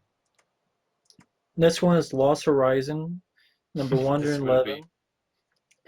I know about this movie. This is mentioned in the Razzies movie guide. This movie was so bad that it's never been released on home video in any format at all. Like Intron, an sort of Intron type film, folks. Released in 1973, directed by Charles Jarrott, stars Peter Finch, Liv Ullmann, Sally Kellerman, and George Kennedy. And for some reason decided to remake the classic movie Lost Horizon. From the 30s? Which from the 30s, I think. And let's make it a musical with pop music written by Bob Bacharach. Burt Bacharach. Burt Bacharach. Well, whatever. Bob Bacharach. Burt. Either way. I don't care for Bacharach's music. So it had a $12 million budget. I guess $3.8 million in rentals or something? That's what it says here. The film performed poorly at the box office. It was one of the few mainstream American films of the 1970s that has never been released on VHS in the United States. And still, Sony released a DVD of the film in 2011. A limited edition Laserdisc release in the early 1990s with only U.S. home video release. So it has been released. Thank you, Sony. Actually, no. It's definitely. I would not thank you. I can't speak. My brain is lost talking about. Well, you thank them if you want. I don't want to thank him for that shit. We don't even have Moontrap released on DVD officially. You have this embarrassing ass fucking musical You get the remake of Lost Laserdisc. Horizon. Oh, fuck. I'd rather go actually buy an actual laser dick than actually own a copy of this movie. Well, Gene Offer and Barbara Stanwyck turned down the role of the teacher. Additionally, Julie Andrews also declined the role. Michael York has said that despite Ross Hunter's reputation for lush productions, York actually found the decor rather tacky. Since the lamasery scenes were filmed in Burbank during a hot summer, he began to call the location Shangri-La in the smog. Pierre Cardin put out a line of costume jewelry, watches, and belts inspired by Lost Horizon. Likewise, Marrakech Ltd. had a line of Lost Horizon shirts for men, Periphery, a line of women's attire, Regier, a line of colognes and soaps, and Brown Jordan, a line of rattan furniture, all designed for that Shangri-La look. Craft Masters even put out a paint-by-number set, and Salfield marketed a Lost Horizon coloring book. One of the films included in the 50 worst films of all time, and How They Got That Way by Harry Medved and Mighty Woolwell. I have that book. Esquire called it the worst movie of the year, and Q critic William Wolfe dubbed it atrocious, lame-brained. Some $6 million was spent on the worst of worst remake. Not even Song of Norway, or a much maligned 1972 film version of Man of La Mancha, has received such horrible reviews. Originally, there was a fertility dance number, but it was cut from the final print because preview audiences laughed at it. The scene was later restored. Why? I don't know. Yeah, I don't know either. No idea. Professional vocalists Jerry Whitman and Diana Lee provided singing voices for Peter Finch and Liv Ullmann, respectively. The married twosome also sang on the Disneyland Records release, The World is a Circle. which featured a handful of songs from Lost Horizon as well as ever show tunes. In a 1975 interview with Rona Barrett, producer Ross Hunter acknowledged the failure of this film. When we hired Bacharach and David to write the songs, we didn't know that they were on the verge of dissolving their partnership. When they finally delivered the music, we were already deep into pre-production. We knew it was a bum score, but we couldn't do anything about it. Touring up backup singer and session vocalist Jerry Whitman, who provided the singing voice for Peter Finch, was under obligation not to reveal his vocal participation. They didn't want me capitalizing on it or putting on a press release, Whitman now says. But the movie turned out to be such a bomb, I don't think anyone would care if I talk about it now. The film was known in the movie industry as the lost investment because the backers dropped nearly half of their ante. So I guess that's why they put a lot of money backing it. And it just did nothing. And it's 150 minutes. And who wants to watch 150 minutes of horribly, awfully, terrible, bad singing and not very great acting either? It's just not my idea of a good time, and it wasn't anybody's idea of a good time back in 1973 either. So Lost Horizon is definitely a box office fail. So next up you have number 110, Gone Fishing, released in 1997. Oh, it's Gone Fishing. Okay. But I was using proper grammar. Joe Directed by Pesci. Christopher Kane, stars Joe Pesci and Danny Glover. I haven't seen the film in years, so I don't really have much to say about it. I liked it as a time waster. I didn't mind the film, but I think it had a lot of problems. Just somehow this film cost $53 million, What? and it only made $19 million. And nothing about it screams $53 million, folks. No. But it had a lot of problems, including an accident during filming killed a stunt woman and injured her husband, a stuntman, and his father, another stuntman. Boat was supposed to go over a ramp, fly over a mangrove hedge, land between two other boats, and stop in the water. Instead, the boat slid off the side of the ramp, flipped over, and landed in a crowd of crew and Damn. extras. John G. Avildsen was also the film's original director. He was fired after 2 weeks, paid his $2 million salary, and replaced by Christopher Kane. John Candy and Rick Moranis were originally attached to the lead roles, but Candy passed away, and Moranis retired shortly after talks began. And I guess John Travolta was attached to star in the film at one point, with Steve Miner set to direct. Gone Fishing was released by Hollywood Pictures, which is one of the brands of the Walt Disney Company. Although the film could probably pass as family entertainment, which usually Walt Disney was released because Hollywood Pictures was for the more mature theme films, Disney chose to use their Hollywood brand for distribution, considering the fact that the film has adult main characters, and many Disney films involve typically around adults and children. The movie started filming in November 1985 and completed filming in early 96. Disney had scheduled to release the film sometime in late summer or holiday season 96, but the film kept rolling in a back and forth manner in terms of getting a release date. Disney delayed the film's release to the end of May 97, which more or less was the start of summer movie season, and finally released the film nearly 2 years after it began filming. Despite the fact it was released later in the spring, early summer of 97, did not help much. It did not much help the film's chances of getting a very big audience because some other blockbusters had been released previously and more blockbusters would follow throughout the rest of the summer. Here's an interesting little bit of trivia. One of the writers of this film was J.J. Abrams.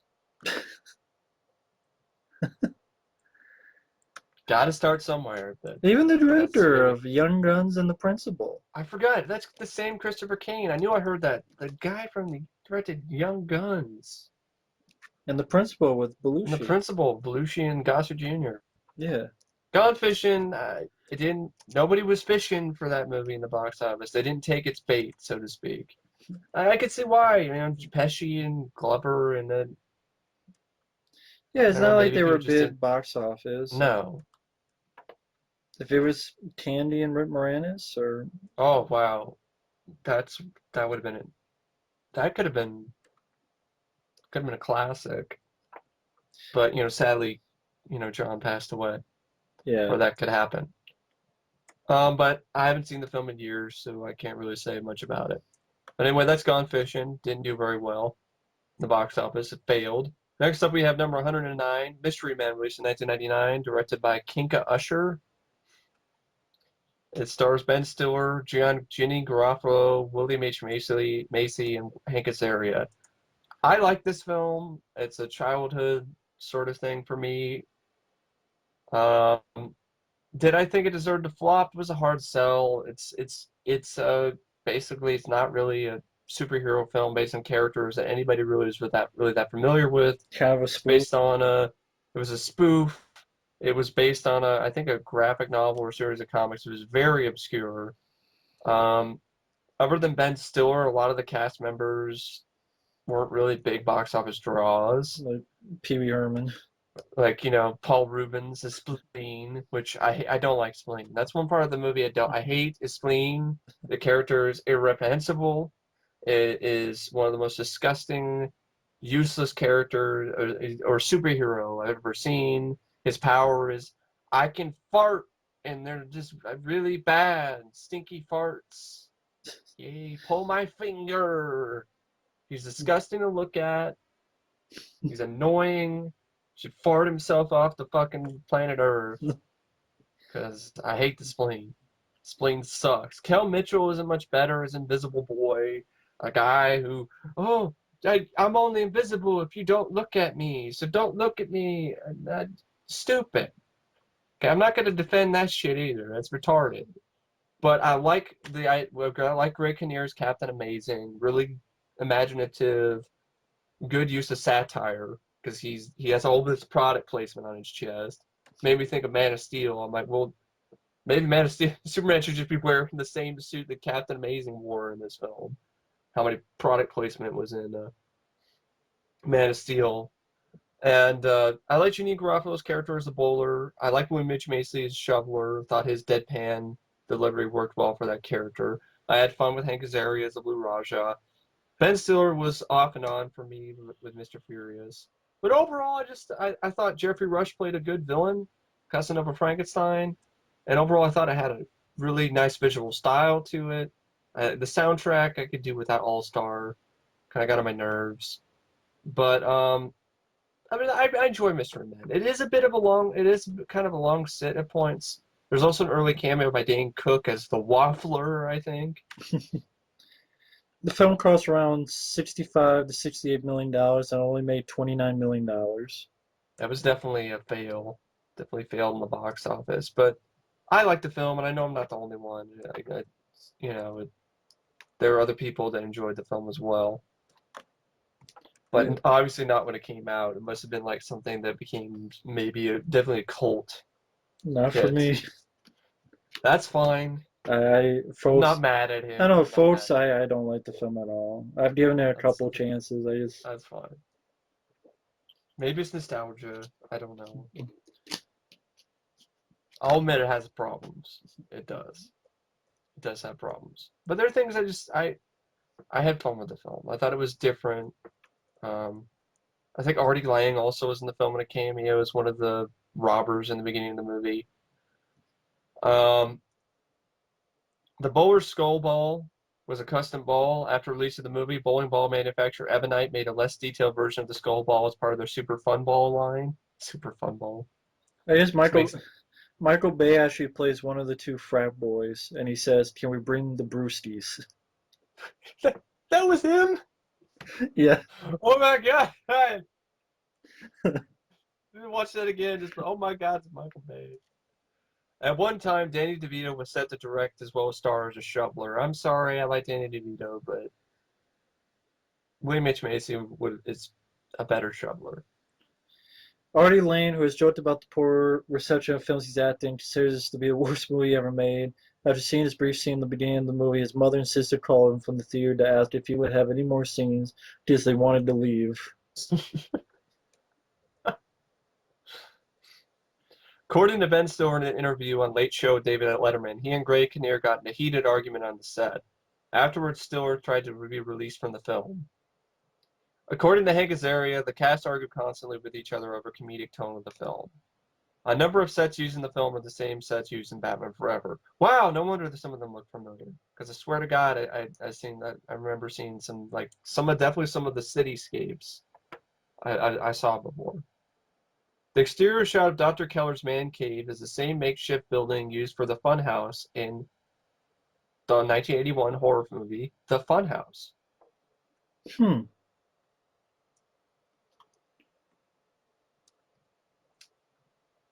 Da, da, da. Yeah. Michael Bay. According to the DVD commentary, the scene where the spleen Paul Rubens accidentally ignites a blast of flatulence is standing by a barrel with a fire in it was a happy accident. Apparently, a crew member had tossed a plastic lighter in the barrel. Happened to explode, a small explosion, but explosion nonetheless, while filming Rubens. The reaction and the fall were created after the fact, capitalizing on the moment caught in the film. It still wasn't funny. The Just Mystery Men were the supporting character cast of the underground superhero comic book called The Flaming Carrot. Wow, they were the supporting cast of The Flaming Carrot of all things. Mr. Furious and Shuffler were the only ones from the comic to make it into the movie. Captain Amazing was created as a replacement for the Flaming Carrot, who was felt to be too bizarre to bring to the silver screen. Yeah, thank you. Flaming Carrot. But you probably think this movie sucked, The Flaming Carrot, right? yeah, to be honest. I'm not a fan of the film, folks. I just didn't think it was funny at all. I didn't think anything worked. That's fine. I I enjoy its quirkiness, I guess. So that's Mystery Men. It failed in the box office. It was a hard sell anyway. think Next up is number they're good. 108. I'm glad. Not in my opinion, but there you go. That's my opinion, folks. Fuck that movie. Okay, I'm just kidding. Okay, Burt Reynolds. Number 108 is Man on the Moon, a 1999 film directed by Milos Forman, starring Jim Carrey and Danny DeVito. This is the one where Jim Carrey played Andy Kaufman, and I didn't get it and didn't care and never cared for it because I don't care for Andy Kaufman. Yeah, really, that's really comes down to if are you interested in this guy's story or not. And Andy I'm Kaufman not. just He was an asshole. Like his actual, you look at what he did. It's like Borat before Borat. You know, Sacha Baron Cohen before Sacha Baron Cohen. The guy's an asshole. I don't understand. I mean, it just from what I've read, you know, the stuff he did with wrestlers, the stuff he did, you know, in his real life, he was a jerk. Good performance by Jim Carrey. Yes, he does embody, you know, Andy Kaufman, and he does, you know, he does a good job playing Andy Kaufman. But I didn't find it that funny because I don't find Andy Kaufman funny. So it's not my type of humor. I know he did a lot of stuff on SNL, you know, in the 70s, and he did that, you know, lip syncing to a Mighty Mouse theme song, but it just doesn't make me laugh. the budget was between 50 and 80 million dollars and it only made 34 million. Mm-hmm. Don't know why it cost that much though. Once again. Neither do I. Yeah, I just don't care for the characters, so you just don't care for the film. Director Milo formed in 1917 Edward Norton and Jim Carrey for the role of Andy Kaufman, elected with the studio, which went with the more bankable Jim Carrey. I guess Jim Carrey and Andy Kaufman were born on the same date on January 17th.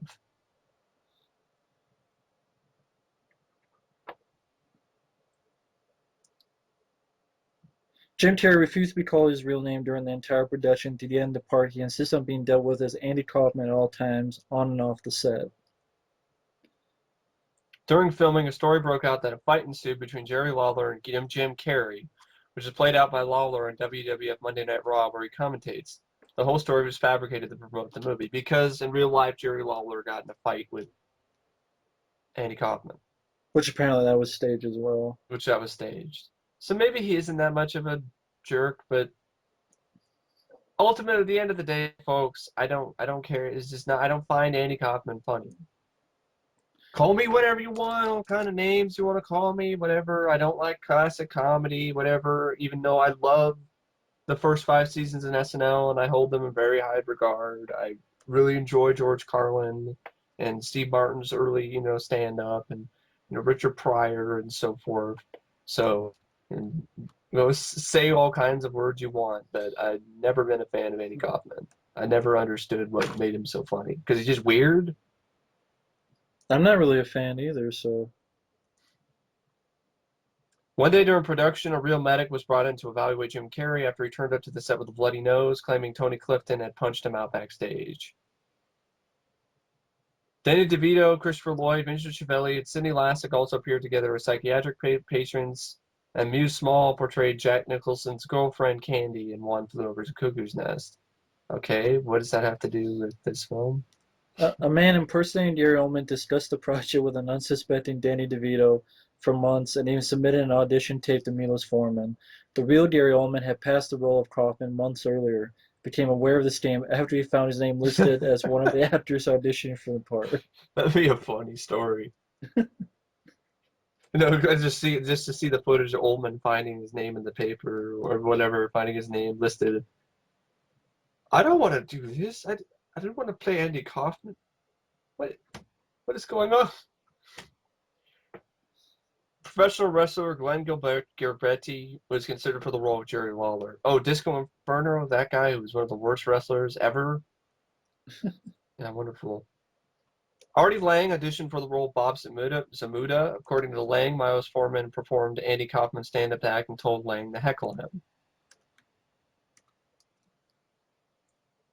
David Letterman refused to wear a wig, facial prosthetics, or wardrobe to recreate his 1980s look.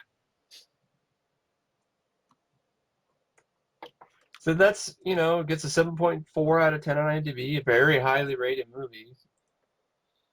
That's fine. I mean, Jim But that's Carrey fine, is and go good. ahead, and he is good. It's Just not interested in the story, just for me. I would say it's not a film that I would say it was terrible. It's just not my cup of tea.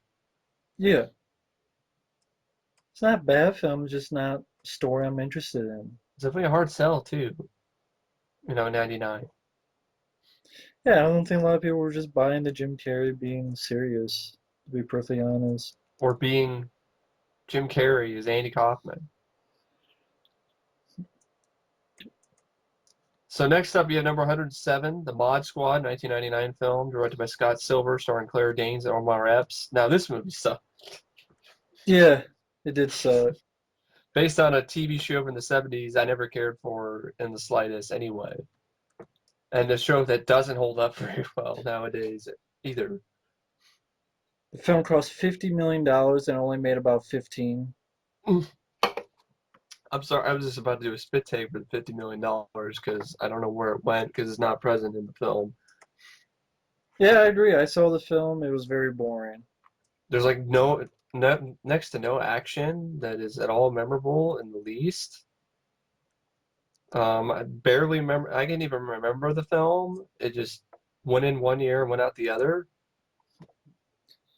Not much happens. It's Sarah not. Michelle Gellar and Mila Jovovich were among the actresses considered for the role of Julie Barnes that eventually went to Claire Danes. Jonathan Dayton and Valerie Ferris turned down the offer to direct. I don't know who they are.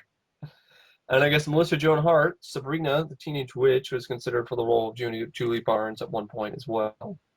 And the guy who directed this went on to write 8 Mile and The Fighter. The Fighter, I haven't seen, but I heard it's good. Yeah. Or at least Well, he's one of the 3 writers of The Fighter. yeah, Giovanni Ribisi was in this. Trees, Is they're this just trees. just shitty? There's It, really not much to say about the film, folks. it's This is 3 minor delinquents are recruited by a cop, Dennis Farina, working undercover to bust a cop/drug ring. When the officer who recruited them is killed, they go above and beyond the call of duty to solve the murder and bust a drug ring. Suffering the jibes and ridicule fellow officers, they struggle to save their names and that of the deceased benefactor. It's like you want more exciting sort of thing dealing with delinquents and kids and cops undercover. Watch 21 Jump Street that is uh, better, with really. Channing Tatum and Jonah Hill. That had some action sequences that were definitely more memorable than this film and was actually funny. I don't think this was trying to be funny, but either way, it wasn't awesome. It wasn't psychedelic. It wasn't cool. It was just lame. And audiences A lame didn't duck and a lame dick. they didn't really come in droves to go see the Mod Squad because nobody was asking for a Mod Squad movie. And this was just, they did nothing with these characters and they did nothing with the movie. It's just a very pedestrian, boring, uneventful film. And that Vaguely. budget, that budget is nowhere in the film. I'm It's sorry. not for the actors. It's not for the It, action. There's barely it's not any. for the director. It's not for any. I don't understand why it cost that much. For the style and the fashion? I don't Was know. the clothing budget But that's the $50 Mod million? Squad. So that's the Mod Squad. Box office fail. So Yeah. next up we have number 106, Flyboys. That didn't fly away and didn't really get anybody interested in the film. I remember this film being advertised. I remember it coming and going in the box office. I remember it just being like, what, Flyboys, Top Gun, and World War One or something? No thanks. Yeah, it cost 60 million and only made 13 million. Um, I haven't That's seen the film. Yeah, sir, go ahead. I haven't seen it yet. I think I saw it once and I just don't remember. I mean, it's another sort of forgettable flick. It's too long, in my opinion. I think I remember I like some of the flying sequences, although good amount of it was CGI, but some of it was practical, which I'm surprised. James Franco, I think ultimately I really didn't. Yeah, it definitely did have a lot of. Yeah, there was real stunt flying and there was some CGI. But James Franco, this is at the point in his career where I just didn't feel he was that great of a leading man at this point. Um, This is before 127 hours and stuff like that, where he could prove himself. Here, it's like after his Harry Osborn phase, and I don't know. I just felt it to be a really long movie, and it was a period piece, and I haven't seen the film. ultimately, it was just not much of anything, personally, for me. I'll give it another shot sometime, but I could see why audiences didn't fly in droves to see Flyboys, because its period pieces haven't done very well historically in the box office. No, They really haven't. even that one that Lucas produced. Yeah, that one didn't even do very well.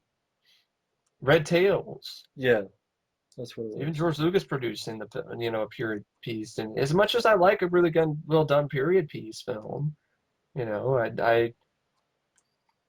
I know my friend Matt doesn't love The Rocketeer, but I love the I film. like And the I film find though. it to be a I do like the really well film. done period piece. Flyboys, I think, could have had a little more fun with itself. But it was more of a drama. It was based in a book, so it was trying to be more like that because it was inspired by a true story. Of course, they definitely did take Top Gun. a little bit of Top Gun, or a little bit of just embellishing some things to make it a little more interesting. But I definitely think they could have cut out like 30 minutes or something from the film, streamline the film some Yeah, more. 2 hour and 20 minutes seemed like a long time for that kind of movie. I guess the filmmakers accepted to use lightweight reproductions of World War One aircraft, but granted them after an accident. This is the first movie to motion capture planes, which I guess is CGI, completely CGI planes. And I remember it's been a while since I've seen, but I remember the CGI planes not looking that great, and they don't look that great in Red Tails either. As no studios would back the film, a group of filmmakers and investors, including producer Dean Devlin, ace pilot David Ellison, son of Oracle Corp, and founder Larry Ellison, spent more than $60 million of their own money to make and market this film. So that's an extra added cost, maybe. Hmm. That's where the budget came from, 60 million. Dean Devlin. Huh. Okay. Next up is from the director of Friday the 13th Part 2 and 3, Steve Miner, Texas Rangers. aka 2001 film. Young Guns if done shitty. Yeah, shitty young I gun. haven't seen the film, Shitty guns. It's shitty in guns. fairness, I haven't seen the film, but I have, and it's forgettable as all hell.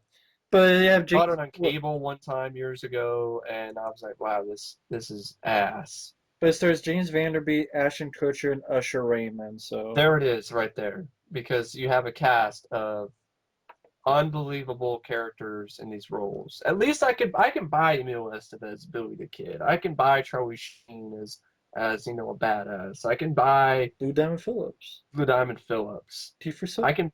can buy Kiefer Sutherland. It's not it's The it'd be regulators. like having Young Guns having Anthony Michael Hall in the cast and Judd Nelson. Was to buy the whole Breakfast Club is back together, and we'll have Ali Sheedy as a cowboy too. It's that kind of thing. The Breakfast Club meets a western. Although people tried to say that with Young Guns, but I don't see it. This is like that. This is like if you take like actors that are from the CW and try to make them into action stars. It just doesn't work. Yeah, I don't buy Ashton Kutcher and stuff in that. Especially James Vanderbeek. I mean, I haven't seen the film. I just have no interest after. The film Usher. film cost 38 million, but only made about 700,000. Tom Skerritt, Robert Patrick, what are you doing? Why were you in this movie? The film is loosely based on activities of Leander H. Minnelli and the Special Forces of the Texas Rangers, but it takes considerable liberties with the historical record. Minnelli is shown dying of tuberculosis shortly after the climax of the action, when in real life he had retired from the Rangers the year before. John T. Fisher was not actually killed by the Rangers, but came to an agreement with them. It was filmed in 1999, but was not released until 2001. Yeah, you got a great movie when even the studios are looking at it like, this Texas Rangers movie, man. When are we gonna release this? I don't know. Maybe we should just do it direct to video. Saying, now and never. Just no I guess interest. there's an unused score that was composed by Marco Beltrami, and Joshua Jackson was at one point considered for the role of Lincoln Rogers Dennison. And as pathetic as this movie is, isn't that? I think that's a James Vanderbeek role, right? Easily. Yeah, Yeah. I would buy Joshua Jackson more than I would James Vanderbeek in this type of role. I just never cared for James Vanderbeek anyway. Isn't the guy from Dawson's Creek, right? Yeah. Dawson is a cowboy. It's unbelievable. It's a shitty movie. It's shitty guns. That's Texas Rangers. The CW version of Young Guns. Definitely a box office fail and a failure as a movie in general. Next up, we have number 104, a film called At First Sight, where Val Kilmer plays a blind man. It's released in 1999. You have Yeah, Mira Sorvino and Kelly McGillis and Steven Weber. Never heard of it. he Gonna plays a blind guy who gets an operation to get his sight back, and I think by the end of it, he starts going blind again. It's a The drama. tearjerker. Cost around 60 million, made only 22 million. That cost $60 million. And directed by Irwin Winkler. What did he? He was a big producer. He produced the Rocky films. Oh yeah. He directed, I think, The Net with Huh. Sandra Bullock. But he's mainly producer. Produced like MASH and The Mhm. Right Stuff and Cast member Drina De Niro is the daughter of Robert De Niro. hmm. Yeah, Mira Sorvino, Kelly McGillis, Steven Weber, Nathan Lane, and Bruce Davison as the supporting cast. Here's one of Val Kilmer's lines in this movie. She smelled like cinnamon and nutmeg. No, Very okay. romantic. It's very romantic, right? I don't know. It doesn't bother me. It doesn't bother me either, but I just don't see how that could be considered romantic. It's weird. That's a perfect type of quote for Val Kilmer to say because he is weird. So I don't watch chick flicks. I've never seen this movie. Yeah, I So haven't at seen the first film. sight, people took one look at it and didn't go see it. Yeah, I haven't seen the film, so can't really say. Box office fail. Next up, we have number 103, Rockstar, directed by Stephen Herek, who directed The Mighty Ducks, and stars Marky Mark and Jennifer Aniston. And, I don't care for this movie. Marky Mark is trying, I'm a rock star, and I don't buy it. You suck. And yeah, Haven't seen the film either. Apparently had a $57 million budget and it made about 16 million. I didn't mind the soundtrack, but it's like one of those movies where it's like you have this kind of douchey sort of character, and he becomes the best, you know, singer in the world or whatever. So I didn't care for the film. Maybe because I just probably didn't care for Marky Mark in the movie. And Brad Pitt was initially offered the role of Chris Cole. I guess it was inspired by the real life story of Tim Ripper Owens, a singer in a Judas Priest cover band who was chosen to replace Rob Halford when he left Judas Priest. Jason Fleming's character declaration of homosexuality and his departure mirrors that of Halford. When Mark Wahlberg tumbled down the stairs for Izzy's first Steel Dragon performance, he did it at a real rock concert. At first, the unaware fans thought he had fallen for real and were shocked into silence. After a few takes, they realized it was an act and stopped caring. The original title for this film was Metal God. Just made it speech. Metal God, right? The entrance of Kirk's Cuddy's mansion is the same set that was used for the Chilton Academy on the TV show Gilmore Girls. Mark Wahlberg does not do the singing in this movie or for the soundtrack. The singing is done by Majenko Machevek, who sang for Steel Art, and Jeff Scott Soto, who sang for Yngwie Malmsteen and Journey.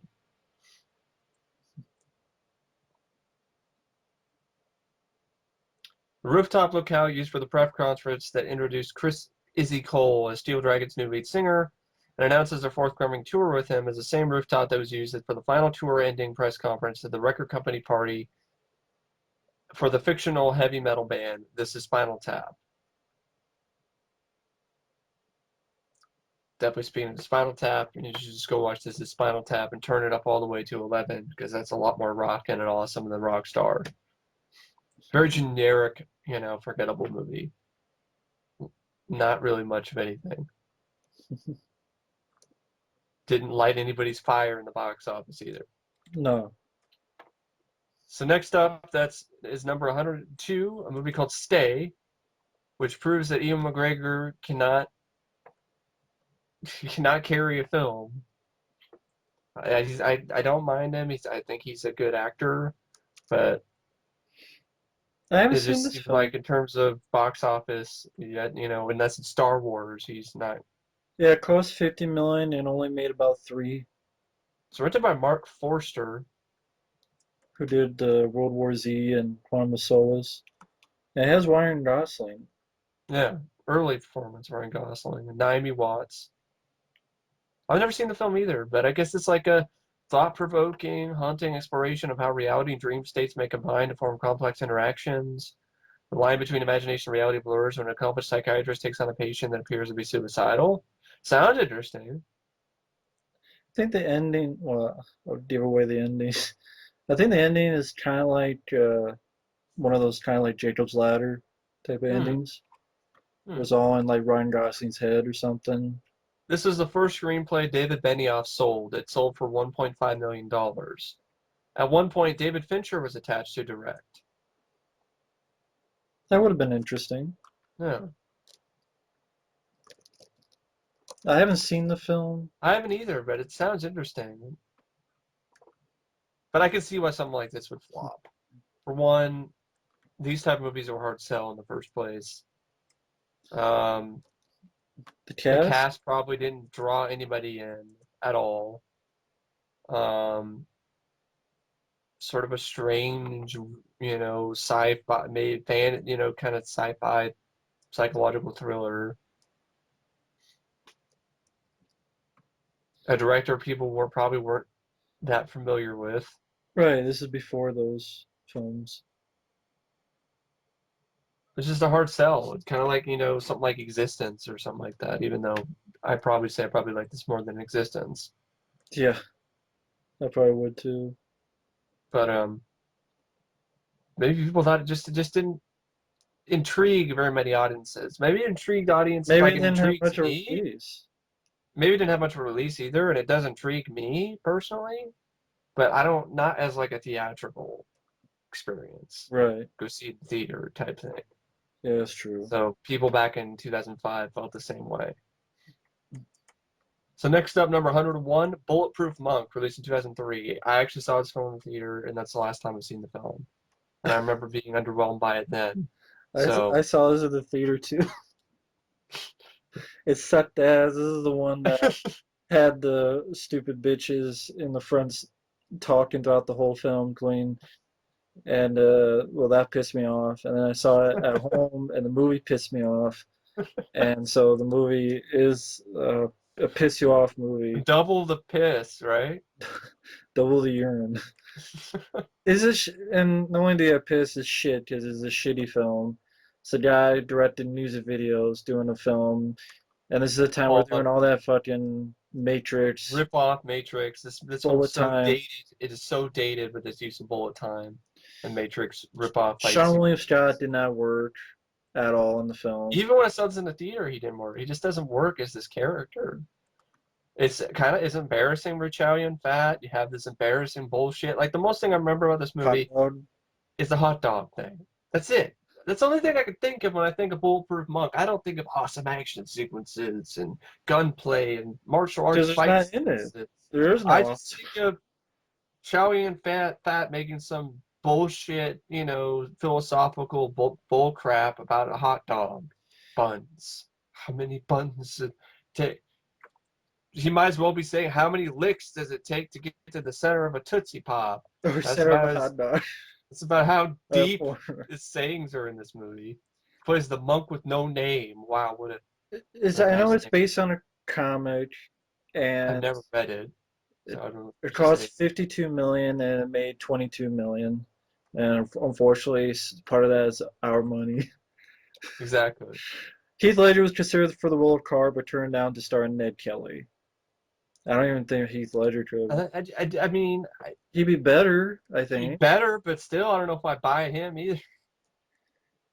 I mean, I don't know. Why couldn't you have? I'm trying to think of a guy who's American who you could buy and being trained. The guy from Mortal Kombat, who played Johnny Cage, Lyndon Ashby? Lyndon Ashby, who's not a big enough star, but I'd buy him more. You know what, folks? Go watch Remo Williams.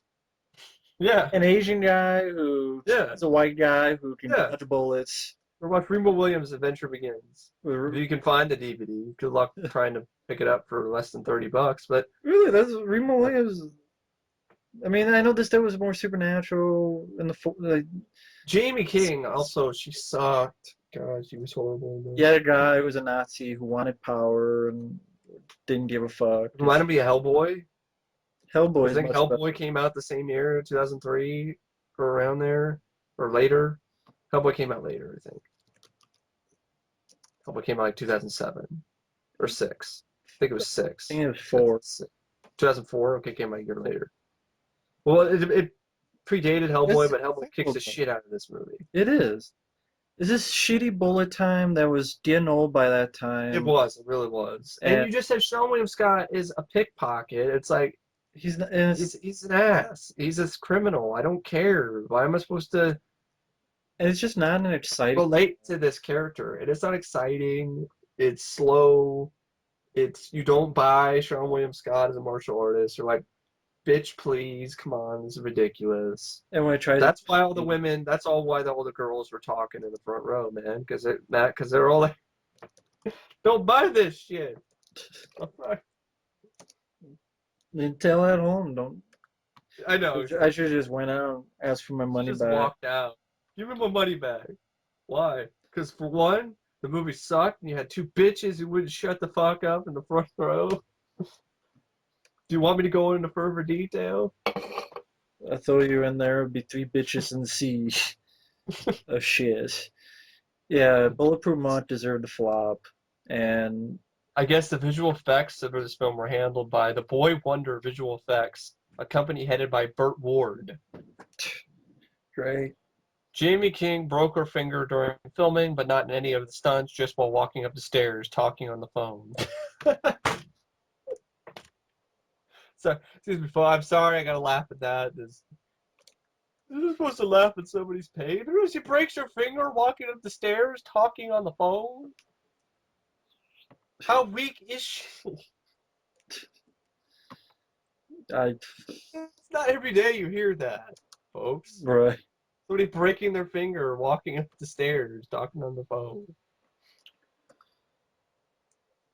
So Anyway, that that's film Bulletproof sucks. Love.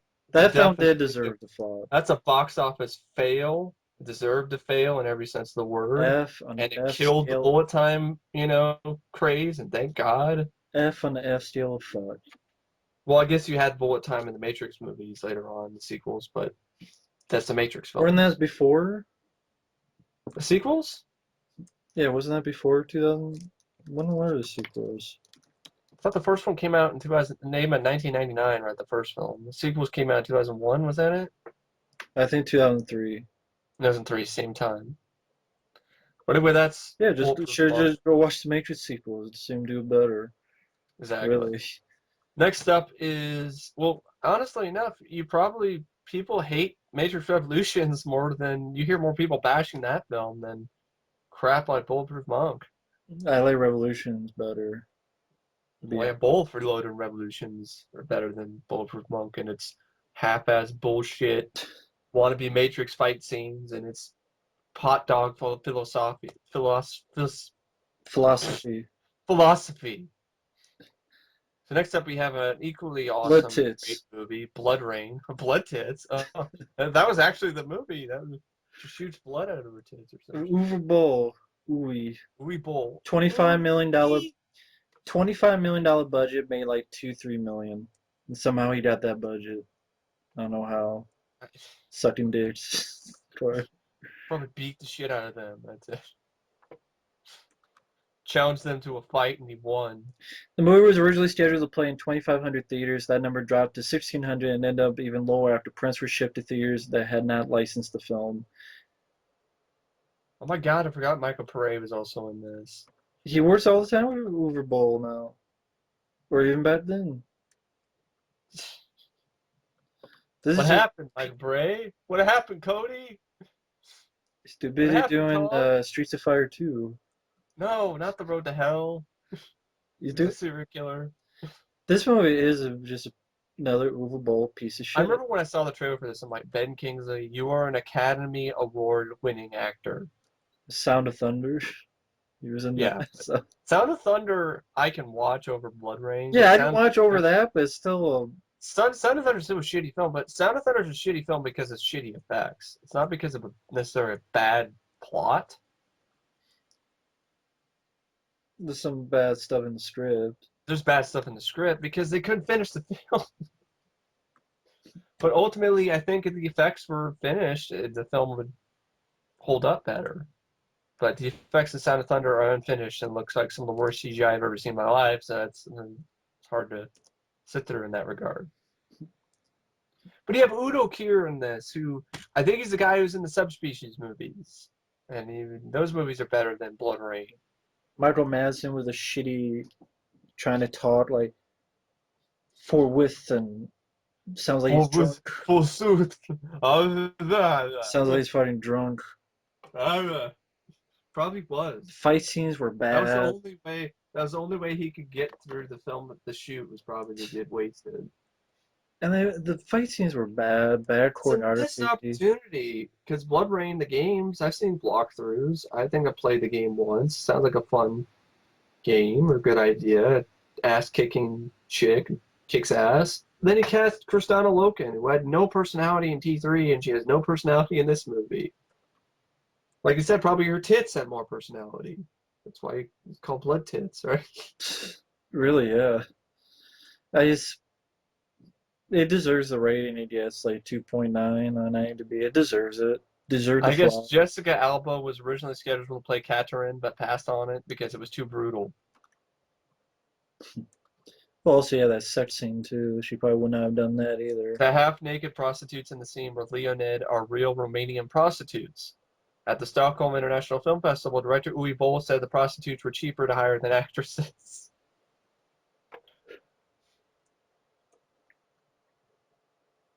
Wow. I don't have any words for that. There actually are real prostitutes in this movie. Well, this movie sucks a big dick like those prostitutes did earlier, probably before they even got hired. So it's perfect. Bloodrayne 2005, definitely a box office fail in every sense of the word, And it and got it's still sequel. got two sequels. I don't know how, but yeah, it got two sequels. It had a sequel where Billy the Kid is a fucking vampire. What Yep. bullshit is that?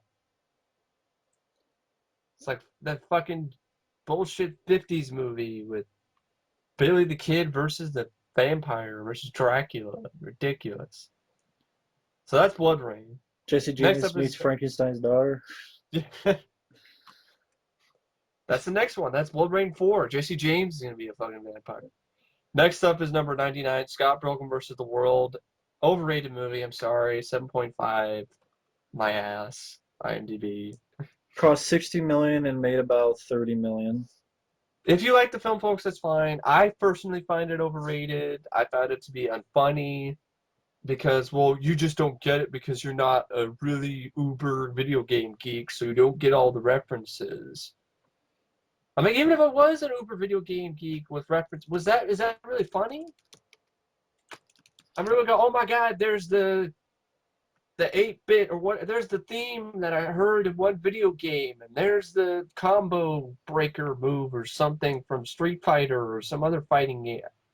I don't know very much about this film except I saw it once. It did nothing for me. It got obliterated in the box office by The Expendables, right? Yeah, they're Expendables, which I'm glad for. I'm glad for that. I'm turned off on Michael Cera. Yeah, that's another reason why I don't like this film. He plays the same character he plays in every movie, since Superbad.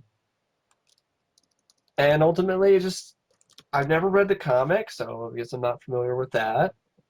You have, what is it, didn't you have, what's his name? Like, isn't there like one of the had superhero, like, what was one of the ex-boyfriends? Wasn't that like, Brandon Routh? Yeah, it was Brian Routh. Just really I, the I like the soundtrack, that's all I can say, but I don't feel that it was an epic of epicness. It was just definitely what you'd say maybe a hipster film. And I was not part of not part of that crowd, so to speak. yeah the film. I just didn't visually it has some good stuff, but it just Yeah, this character you don't care about. I don't care about the Guy's a character. fucking dick who Yeah, first is with this like underage girl, and then it's like, which oh, is just creepy. we're gonna wait till you're legal. Yeah, But I'm like, okay, okay, he's not doing anything, he's waiting. That makes sense. And she's a yeah, sweet girl, but no, I'm gonna dump her ass for this bitch who has no interest in me and who's a yeah. fucking bitch, played by fucking isn't the girl from the Thing prequel? Mary Elizabeth Winstead. And she's a fucking bitch who like every time she met someone she like dumped their ass in a harsh way, so of Yeah, course they're pissed. And it's like, oh, you have to fight all my boyfriends, and even though I'm a bitch and there's no reason you should like me, you just do, just because. yeah, And then like all of a sudden you just have these over the top fight scenes, and yeah. I don't find over the top. That's not my problem. My problem is I don't give a fuck about That's the Michael main issue Cera with the film is I don't care about Michael Cera and I don't care about his plight to fight her for this ex-boyfriend because bitch. she's a bitch. And I'm trying to remember, there was a fan thing that it was on video games that was done much better, but for life of me, I cannot remember. Gamers? It wasn't gamers, it was press start. I think it was Let's it. start. Okay, that was it. That was done extremely low budget. That was a lot of game references, even though the acting is bad, but it's because it's a like fans made it and whatever. Yeah, But that was more personality to me than this one, and that was ultra low budget. I mean, you had a girl who is a ode to Samus from yeah, Metroid because she's trying to hit on this guy who's like Ken from Street Fighter, looks like, mhm, and he's like, I'm not gay, and he doesn't realize it's a girl underneath. Just that was sort of the thing on Metroid. You never knew it was a girl till the end, and like she has a moment in this facility that's like Doom in that mhm. perspective. And Press Start I just like better than this film, and this film had the budget. but that film had the heart to it. What was the budget again for Scott Pilgrim? 60 million? I think it was more, but after like tax rebate, they got the 60 million. And then it made 31 million around there. About 30 million, yeah. It didn't do very well. It just wasn't my type of movie. I don't know. Maybe I did buy it for cheap. I'll watch it again someday down the road. But ultimately, I just don't see what all the fuss is about this movie. It's probably not made for me, I guess. I I do guess, like the director Edgar Wright, though. I think he's done a lot better work than Scott Pilgrim. yeah, I mean, this is my least favorite of his, to be honest. I just think if that was the way the comic was, then I just think that's some shitty writing for me to try to care about a character. I think it's good visually, it's just, Yeah. you fuck about So if Michael you're just Cera. going all for visuals and soundtrack, okay, cool. Maybe just a music video and And people are all like, right. of course he's supposed to be a dick. And I'm like, then fuck you, movie. Yeah, I don't care. If he's I don't supposed to be like a watching dick. movies about douchebags. I don't watch How many? movies about I dicks. who I don't want to see that. Even Even if though it's a lazy dick. there were a bunch of dicks in Superbad, but they were used for comedic value because for some reason, what was it? Seth Rogen's character or something, or no, it was Jonah Hill's character like drawing dicks when he was a kid. But that was funny. I didn't find anything funny in the film, and I felt that clever, yes, inventive, yes, but ultimately its ultimate failing as a movie for me is its characters. They're soulless, and yes, I know it's based on a comic strip, but that's not an excuse. I've seen movies based on comic strips. Popeye with Robin Williams had more soul than Scott Pilgrim. Yeah. And that's saying a lot. I know a lot of people like it. I'm not, That's okay. If you guys love it, go ahead. I'm It's not. not my type of movie. I'll It's just not go my. watch Press Start.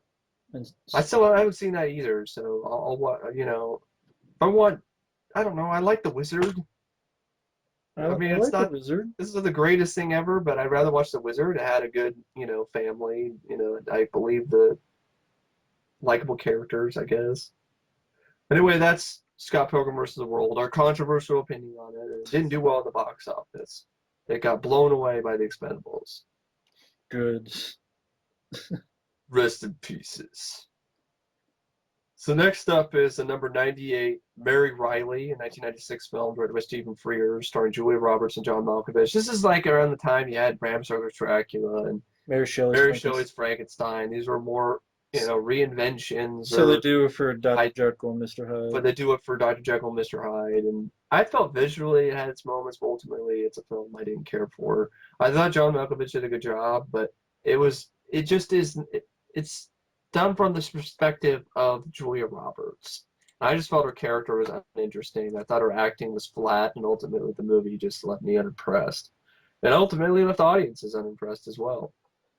Yeah, it cost 47 million and only made about 5 million in the US and only about Which is 12 million worldwide. it was a pretty big tank in terms of a flop. And considering Julia Roberts. the actress Julia Roberts, because she was kind of pretty much almost on top of the world around in this point in time in the 90s. Yeah. Um, she's one actress though. I will ultimately say I've never thought she was the best thing ever.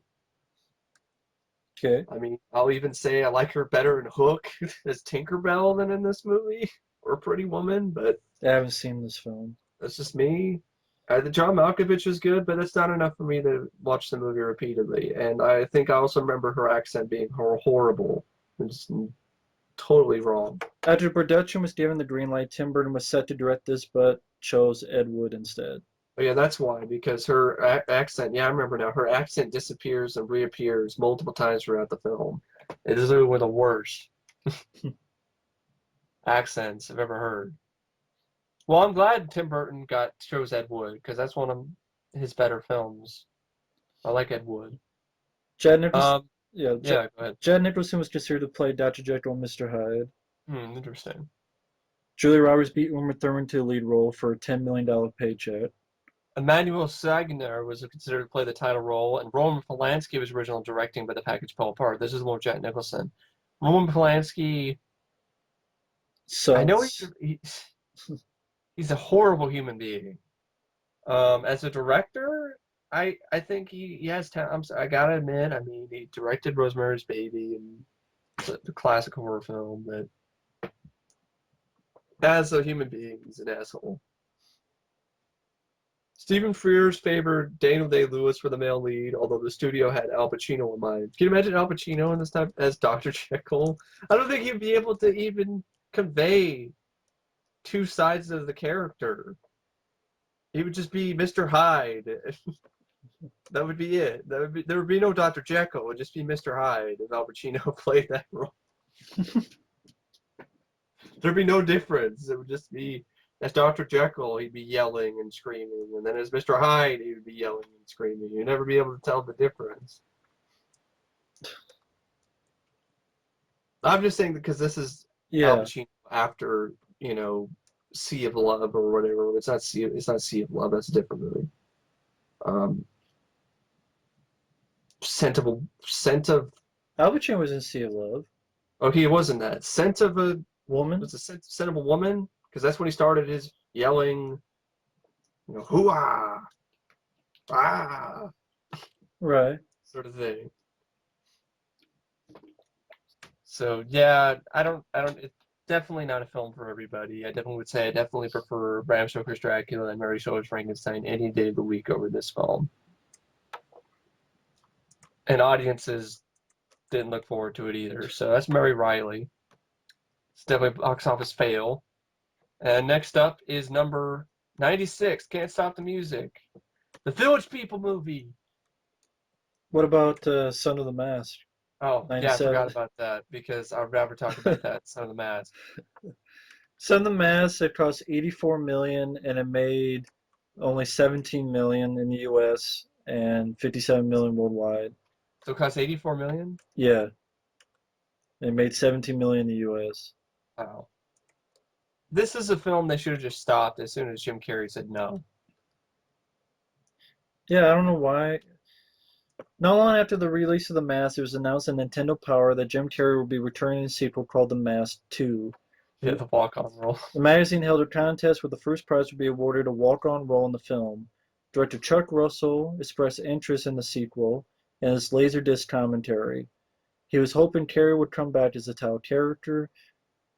Russell decided the cutscenes where Petty, Amy Yasbit, died to leave for Carrey to open for the sequel, which became this film. In a 1995 Barbara Walters special, Carrey revealed that he was offered the then record-setting sum of $10 million to star in The Mask 2, but turned it down because his experiences on Ace Ventura when Nature Calls convinced him that reprising the character he previously played offered him no challenges as an actor. Due to Carrey declining to reprise his role, the project never came to fruition, and the concept for the sequel was completely changed. Film critic Richard Roeper admitted that in the 5 years he co-hosted with Roger Ebert, this film was the closest he'd come to walking out halfway. Looking back, he wishes that he had. It was that bad that Richard Roeper was like, I can't do it.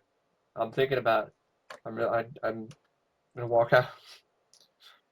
Jack Black turned down the role that Jamie Kennedy played. That wouldn't have helped either. Nothing would have helped this movie with the creepy, just disturbing sense of humor that just isn't funny. It's just sick. Like which ones? Oh, the stuff with the baby. Yeah. Everything about this film. The first film actually was funny. This wasn't funny. It was disturbing. It was that CGI baby was fucking terrifying. And it's a shitty idea and a shitty lead. And I like Jamie Kennedy, but not in this. No, the movie just wasn't funny at all. And did that guy who won the walk-on part get anything? Can you imagine that? I won the walk-on, The Mask 2, yay! Sorry, there is no Mask 2. What? Years later, yay, you can be in the Son of the Mask. No, thank you. So there's a reason why I'd skip that movie, because I'm like, there's not much to talk about Son of the Mask. It's like one of the most recognizable, you could probably say one of the more recognizable box office flops. The overwhelmingly negative reviews of Son of the Mask, some of which attacked Jamie Kennedy personally inspired Kennedy to co-create the documentary film Heckler, an examination of both hecklers and professional critics. Well, okay, that's one good thing because I did like Heckler. But to act like he doesn't deserve it is BS. He was terrible in this movie. And the movie was terrible. And the movie was terrible. So It gets a 2.1 IMDb for a reason, folks. Yes, it does. And for a good reason. It flopped for a good reason. It's a box office fail in the highest order. That's Son of the Mask. Next up is Can't Stop the Music. The Village People movie. And Steve Gutenberg. Steve Gutenberg is also in this. Where to begin with this movie? Wow, Bruce Jenner is in this as well, and this is the film that inspired the Razzie Awards. So there you go. The movie's so bad that inspired a series of fake award show that awards the worst film has to offer. This was released in 1980 at the time, a point in time when the Village People's popularity was absolutely down the tubes, because this is around the same time, the Disco Sucks, events, let's blow up disco records, and this is the worst possible time they could have released this film, because they thought disco was going to last forever, which was, I don't know who in the right mind thought disco was going to last forever, because it was already played out by the time in 1979. But anyway, they thought it was going to last forever, and they put in about $20 million into the film, and it only made about $2 million. And for good reason, because people were like, disco sucks. We're not going to go see a movie about the Village People. Plus, it's also gay. No offense, folks, for those who are gay. It is. I have no problem with that. And, the film. Just to Mike, everything's gay. It's everything that sucks is gay. And this movie is ultra gay. It has like a one of those, Busby Berkeley swimming, sort of scenes in those, musicals of MGM back in the day, in the pool. Yeah, let's do that with the Village People, though. In later years, some Village People members stated they disliked the way the film distorted the formation of the group and toned down the influence of the gay male subculture. However, this film was not intended as an actual autobiography of the group. The film was promoted with a nationally syndicated one-hour TV special entitled Magic Night, also directed by Nancy Walker, featuring roller skating Cher, a pajama-clad Hugh Hefner, and the Village People song cut from the film, Ready for the 80s. The Village People were not ready for the 80s. And audiences back in 1980 weren't ready for Can't Stop the Music. In fact, the title of the film is perfect because, Can't Stop the Music, it should just be Stop the Music. It's not Can't Stop the Music, because stop it, just stop the music. Because this is horrible. Stop the movie. $10 million of the film's $20 million budget was spent on a lavish worldwide publicity campaign that included spectacular openings across the United States and Europe. The original title of the film was Discoland, where the music never ends, Discoland, where the music never ends. That title was infinitely times worse than Can't Stop the Music. Wow, you get a nice little applause for that one. Great. The leading role was originally offered to Olivia Newton-John, who turned it down to do Xanadu. She was replaced with Valerie Perrin. I don't like Xanadu either, because it's also gay, but, Does everything gay? no offense, folks. Everything's gay in my... I'm using it in, the sarcastic tongue-in-cheek, yeah. Tongue-in-cheek. I'd rather watch Xanadu than Can't Stop the Music. Okay, it was the film that won the very first Razzie Award. Mm-hmm. So it didn't inspire me. Yeah, it did. The guy guy said this in Xanadu. Yeah. Helped Probably inspire Roller it. Boogie. I didn't see this film because I don't care about the Village People. I don't care about They're disco. just too gay. They're just too gay for you. I don't like their music. I just never care for... It's like, why am I listening to this? If I ever saw that, it'd be just Da, da, da, da, da, da, da. the only reason I'd watch that is if it was me doing a series of reviews about flops or doing a series of reviews with Steve Gutenberg. It'd be like those Because Steve Gutenberg. it's the Steve Goot. Gutenberg, what are you doing, Gutenberg? It's the Goot. It's a Gutenbergian It's performance. the Goot. You gotta watch it for the Goot. The producer Alan Carr once boasted that Steve Gutenberg and Bruce Jenner would be the Dustin Hoffman and Robert Redford of the 80s. Whilst Carr also said the former would also be the John Travolta of the 80s. So Bruce Jenner? He's the Gutenberg of the 80s. The 2003 Australian comedy movie You Can't Stop the Murders parodied the film's title and also had a village people story element in its plot. This movie is the only ever theatrical feature film directed by Nancy Walker. Publicity for this film was at the time of theatrical release stated that Walker had been signed on for a 3-picture contract. Not anymore. Some brief full frontal male nudity can be seen in the men's locker room shots, whilst Valerie Perrin can be briefly seen topless in the hot tub shots. Wow, that's what I need to look for? That's what's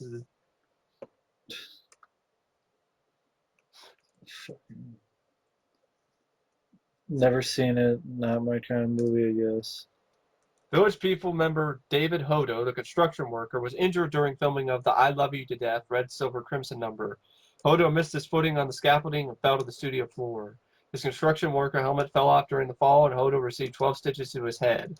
Reportedly, Hodo returned to the set for work the next day.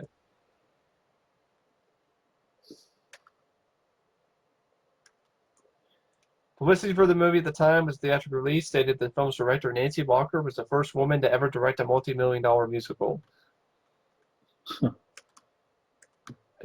Kind of sad.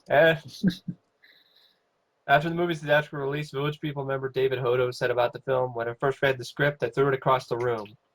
I thought it was a piece of crap. I read like one of those stupid old Judy Garland and Mickey Rooney pictures. We didn't believe in the movie, but no one would listen to us. Then why'd you do it? You can only go on for so long being a joke. Then Then why why did do you it? do it? Why you say no? No one would listen to us. You say no and don't do it. That's how you do it. To it. Boy, But us can't stop the pain. can't stop the pain." If you bring the pain, that's a call. It's Oh, I forgot the Apple also came out in 1980. Wow, it's a fantastic year for horrible, awful musicals. So that's Can't Stop the Music, a box office fail and one of the first. so And next one of the is worst I Spy, another Eddie Murphy flop. with Owen Wilson. I could watch this film. Now I gotta say it's not the worst thing I've ever seen. I mean, I have some I fun guess a with it. time waster at best. Yeah, It cost the film cost 70 million and it made 33 million I don't see US. the 70 million. I really don't. It was the third flop for Murphy after Showtime and The Adventures of Pluto Nash. I don't Well, comparison to crap like Pluto Nash, this is a lot more watchable. I guess I'd say I remember I remember memories. I caught this film on the drive-in years ago and had fun with it. So I feel about I Spy. it's It's not a great film. It's a time waster for me at best. it's not that good I of a thought film. I mean, it's not good either. there- I thought the chemistry though between Murphy and Wilson was decent at points. I like the idea of him playing a boxer. It was different to see. yeah, Pam Johnson, I can't Famke pronounce. Johnson. Famke Johnson. Famke Johnson. Famke. Famke Johnson. There you go. That she was good as Rachel in this. But the plot, I think, what hurt the film was only the spy plot. It was the threat wasn't that interesting. Visible Plane or something. The invisible plane, it wasn't that exciting, and the action wasn't super memorable. It was a show that I don't think people remember. No, and some of the jokes were Cosby. tired and not funny. Eddie But Murphy wasn't box office draw. It came out in no, November. I don't know why it cost that much money. The action wasn't really that memorable. Malcolm McDowell played another lame, Typical forgettable bad villain. guy. Added nothing, really anything. to the performance. The original script had Taylor Robinson as a basketball player, but due to Eddie Murphy's stature, it was decided to change him to a boxer. It made more sense. It made sense. I don't buy him as a basketball player. He's too short. They're short No offense, basketball Eddie. players. They're short, but they're not superstars. What about the one in Space Jam? What's his Muggsy Bogues? Well, Muggsy Bogues was a totally different story. Spud Webb, Muggsy Bogues was an excellent ball handler. He wasn't necessarily the best in terms of scoring, though, but he was an excellent ball handler. That's what made him the assist guy. Okay. Next up is a film that's There's no trivia on I Spy that's interesting, so. number 94. Let me. Well, North. Okay, folks. I understand what Roger Ebert was talking about because I've seen this film. I ranted on this film. It's so many people. I mean, you got Rob Reiner directing. You got a big cast, whether it be Bruce Willis playing 50 roles, including in a bunny suit, pink. pink bunny suit. This is just you ask the question why, and for those wondering, it cost 40 million. It only made 7 million, and even that's too much. It literally is why. It's such a shitty idea of, oh, this kid, he's a fucking dumbass, so he's like, I need to divorce my parents because he's a fucking selfish prick, and then goes to all these fucking quote parents that might want to take him in shopping for parents, and each one is shitty with unfunny jokes. Uh, Here's Roger Ebert quote: "I hated this movie. Hated, hated, hated, hated, hated this movie. Hated it. Hated every simpering, stupid, vacant, audience insulting moment of it. Hated the sensibility that thought anyone would like it. Hated the implied insult to the audience by its belief that anyone would be entertained by it. It, it Coming from the director, it's sad. Coming from the cast, it's equally sad. I never thought I'd ever see a film where, Bruce Willis is embarrassing himself as much as this movie.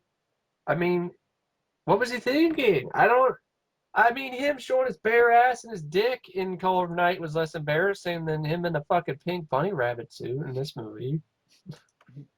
I don't want to see either thing, but I'd rather watch Color of Night. North was pathetic. Its idea was insipid and stupid. Atrocious, Right from the pathetic and beginning, atrocious. it's like, kid, you're an ass. The parents weren't really portrayed as that much of horrible parents, really, to me. Not really. A bit clueless, but not anything like, oh my God, he needs to divorce him now because they're awful. If they really want to be awful, they'd be beating his ass or some shit. Yeah, or shooting them or something. Shoot his ass in the face. Shooting him with drugs. But, I mean, this movie, I can't even believe it made 7 million. Just awful, awful film. There's just not much to say. The plot, everything about North sucks. What else should I really say about the film? There's really not much of any sort of. It's Scarlett Johansson's first movie. There's not really much of trivia, except Roger Ebert hated the hell out of this film. Probably still hating it from Beyond the Grave. And I don't blame him. he gave it 0 stars, which it deserves. Yeah, I This don't is the blame him at film. all. This is one of those movies when people say it's one of the worst I've ever seen. I'm like, yes. This is how he came up with that title of his book. I hated, hated, hated this movie. Yeah, a This film- 4.2. That's low, but I it's would say lower. I would say it is way lower. The 2 point something rating for Bloodrayne, or the Yeah, 2.1 for Son of Mask. That's that where North should be ranked, not in a 4.2 range, not even in the 4.0s on IMDb. If there's fans of this movie, to each their own, but I don't understand it. should be north of my ass and south to hell. And audiences went went south. The movie went south The movie went south, and from the audiences beginning. went south as soon as the, as soon as they could. Just a stupid idea, A piece of shit. piece of shit movie. And it's a box office fail. It's number 94, North. Number 93 is Driven, a 2001 film directed by Rennie Harlan, starring Sylvester Stallone and Kip Pardue, Till Schweiger, and Burt Reynolds, and a disappointing mess of a film that, It oh man, just yeah. could have been. Cost 72 million and only made 32 million in the US. Very disappointing Stallone film. I'm not a fan of this movie at It's a all. film that contributed to Stallone's, you know, sort of pseudo retirement from film. Definitely After, was help making his career dying. yeah, Even Rennie Harlan's just before that he did Deep Blue Sea, which I love. yeah, Long Deep Blue Kiss Sea's a Goodnight, lot of which I fun. like. Need to give that another shot. I think I was A lot better had than too this. high expectations. Yeah, I'd probably say it's better than this. It could have been something. Sly's answer or something like Days of Thunder. But he's not the But star. he's not the star. The idea of the Kip Pardue. Who I don't give a shit about Kip Pardue. Kip Pardue can suck it, and Kip Pardue sucks as an actor. So I'm pretty sure he's good at sucking. Stallone was asked in an interview about films he wished he had not done, and he listed this as one of them. Well, for good reason. I agree. It's just his character isn't much of anything. He's just the old wise Who has to train this younger who has to guy? train the young guy. Burt Reynolds is Dick. Dick, or might as well name B Dick. Burt Reynolds' dick stars in this movie. Because that's all he asks, like, is I'm a gruff dick in a wheelchair. Stallone. That's what Burt he acted Reynolds' like. dick in a wheelchair. That's Burt Reynolds in this movie. Yes, and they didn't have, and Stallone was a writer on it too. So you gotta blame Stallone for a bit of it. Definitely. I mean, it was a stupid idea. I don't give a fuck about Kip Pardue. You also had Estelle Warren, straight off her success from Planet of the Apes. Planet the Kip Apes. Pardue, who gave a shit about him then? Nobody gives a shit about him then, and nobody gives a shit about him now. No one remembers him. Nobody remembers Kip Pardue. This is a Stallone film that's been forgotten, and for good reason. It's forgettable. It can be memorable for all the wrong reasons for Stallone fans. For all the wrong reasons. And just a shitty movie, a shitty racing movie. Even the racing sequences aren't that exciting to watch. With their bits of CGI. With their bits of CGI that are out of nowhere and out of place. Soundtrack, I could say, is okay. That's Yeah, about it. it's about it. I mean, yeah. Disappointing film, middling box office returns, contributed to almost to the end of Sly's box office draw. After this, he'd star in, direct-to-video stuff like Shade, Yeah. co-star, not even star. He'd be the a guest star. He'd be guest starring in episodes of Las Vegas on TV, and Definitely one of my least favorite Stallone films ever. And it could have been I would good. say I'd rather watch crap like I hate Rhinestone, but at least I can laugh at parts like that. That I can't laugh at Driven. Driven's just soulless, lackluster, forgettable Hollywood, trash in the highest regard. So Driven, nobody drove or had any drive to see this film in the box office. That's why it's a I box office probably hit. I probably still put Driven above this only because at least Stallone himself is not bad, and some of the racing when it's not CGI is decent, like the race in the streets. Yeah, but then I got to deal with Kip Pardue's ass. I'm sorry, I I don't can't. like Kip Pardue, but I'm talking about like Stallone when he's there. I think he's good. That's why I Yeah, wish he was the star. Yeah. I think he does better here than in Rhinestone. Yeah, well, example, but But like, but I but just, it's it's really this pisses me disappointing. off more because of potential. Rhinestone didn't have any potential from the beginning. Right. This has potential, and it just hurts to watch it because you just see Sly, the only good person in the entire movie, and dealing Could have with been all his this Days other of shit Thunder. around him. Could have been his Days of Thunder. Could have been his Days of Thunder, but no, we Of gave it course, to Kip not many people Larkin. like Days of Thunder, but I like Days of I Thunder. like Days of Thunder. Yeah, it's Top Gun with race cars. It's So better what? than this. Better than this. Best racing movie I've ever seen. Days of Thunder. I would say Burt Reynolds is stroker ace. He wasn't a dick in that I movie. haven't seen Stroke. Although he did try to get in, Lonnie Anderson's pants while she was knocked out cold, which I thought was really creepy. But other than that, So he's a dick. other than roofie sex, Rufio? Sex? roofie, oh, So roofie, that's Driven. that's driven. It's a box office fail because nobody had any drive to go see it in the theater. Next up is number 92, Titan A, 2000 film. Don Bluth and Gary Goldman again. I don't mind Titan AE. I actually really like it. I don't hate the film. I think it was an ambitious project. It I costs, yeah, appreciate it for what it it is. cost 75 million. It only made 22 million, and it made the studio, Fox Animation Studio, shut down. It's I just think too it, bad. I think it was their first film and Yeah. last film. But I really liked it. Good audio cast. Matt Damon, Bill Pullman, John Leguizamo, Nathan Lane, Janine Garofalo, Drew Barrymore, Ron Perlman. I liked the soundtrack. Soundtrack is good. I liked the animation. I thought The animation looks good. The budget is definitely there. I thought the plot was interesting. it's definitely better than the other After Earth with Will It's definitely better Smith. than the other freaking animated CGI like Del Go and It's you know sad that this fought. I can say I do like this film. It became a big flop. I don't know why. It came out with it some. was Don Bluth because his recent string of shit like Pebble and Penguin, Well, I don't think no one knew who he Troll, was. Central Park. I don't think no one knew who he was, so it wasn't like, oh, Doc Bluth. I'm not watching it. Yeah. Came out June 2000. For a previous screening on the June 6, 2000 screening of the film in Atlanta, the movie was transmitted in digital form from the studio across the internet to the projector at the theater. It never once touched film and was the first major Hollywood film to be publicly previewed that way. Oh, that's interesting.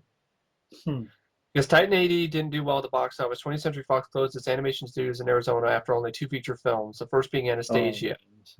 Fox then contacted Blue Sky Studios to produce animated films using 3D computer graphics such as Ice Age and Robots. I gotta be honest, all 4 or 5 Ice Age movies, I like Titan A better. I like Titan IE more than all 4 or 5 of Titan A, those films, yeah. as well as Robots. I like it Titan better 80 is than better. Cars and this shit that's getting. I don't like Cars at all. That's I what I thought mean. I mean, I like Titan A. Like, it's fuckable better than Cars 1 and 2, which are getting even the box Finding office. Nemo, I like Finding Nemo. I like it okay, but But Titan A is better than a lot of these films. I don't think it deserved the was it a flop. hard sell?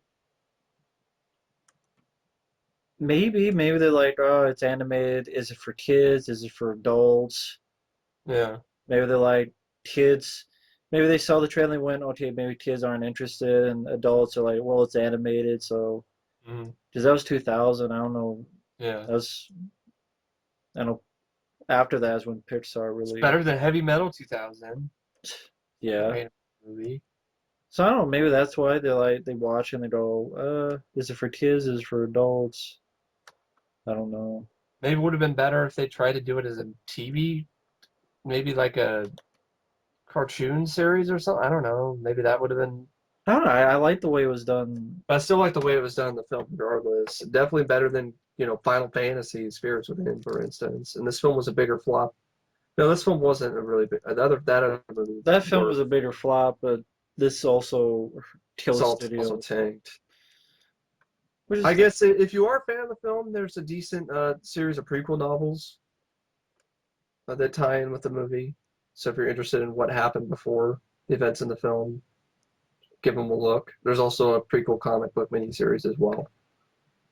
Um, I haven't seen Titan AE in years, but I remember not hating it. I always remember it being really entertaining and had some really imaginative, cool ideas.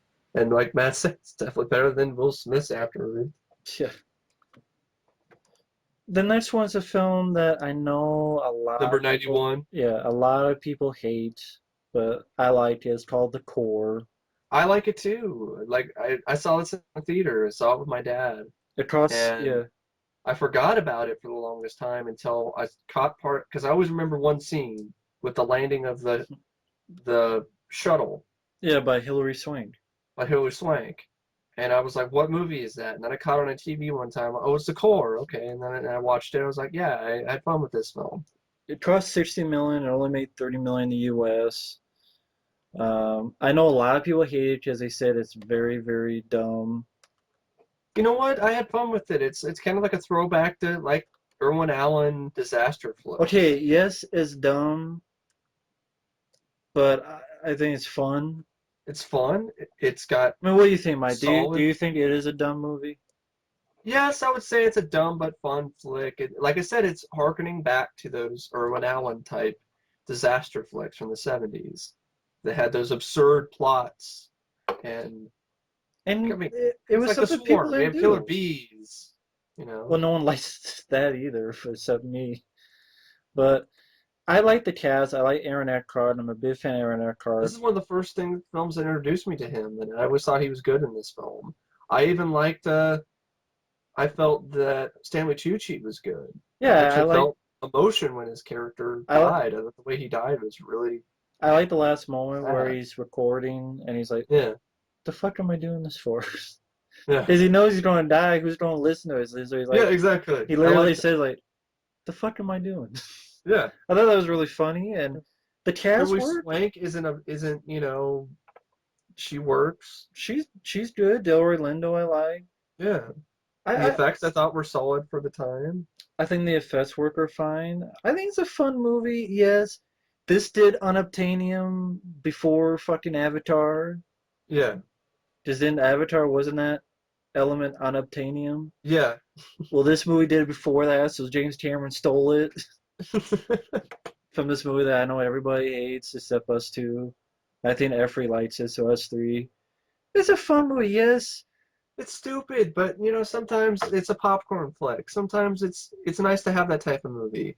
I'm sorry. And how I'm many gonna bring up films go I'm into gonna the bring core? up I'm gonna get controversy here for comparing these legendary series of Go films over it. with The Core, but I don't care.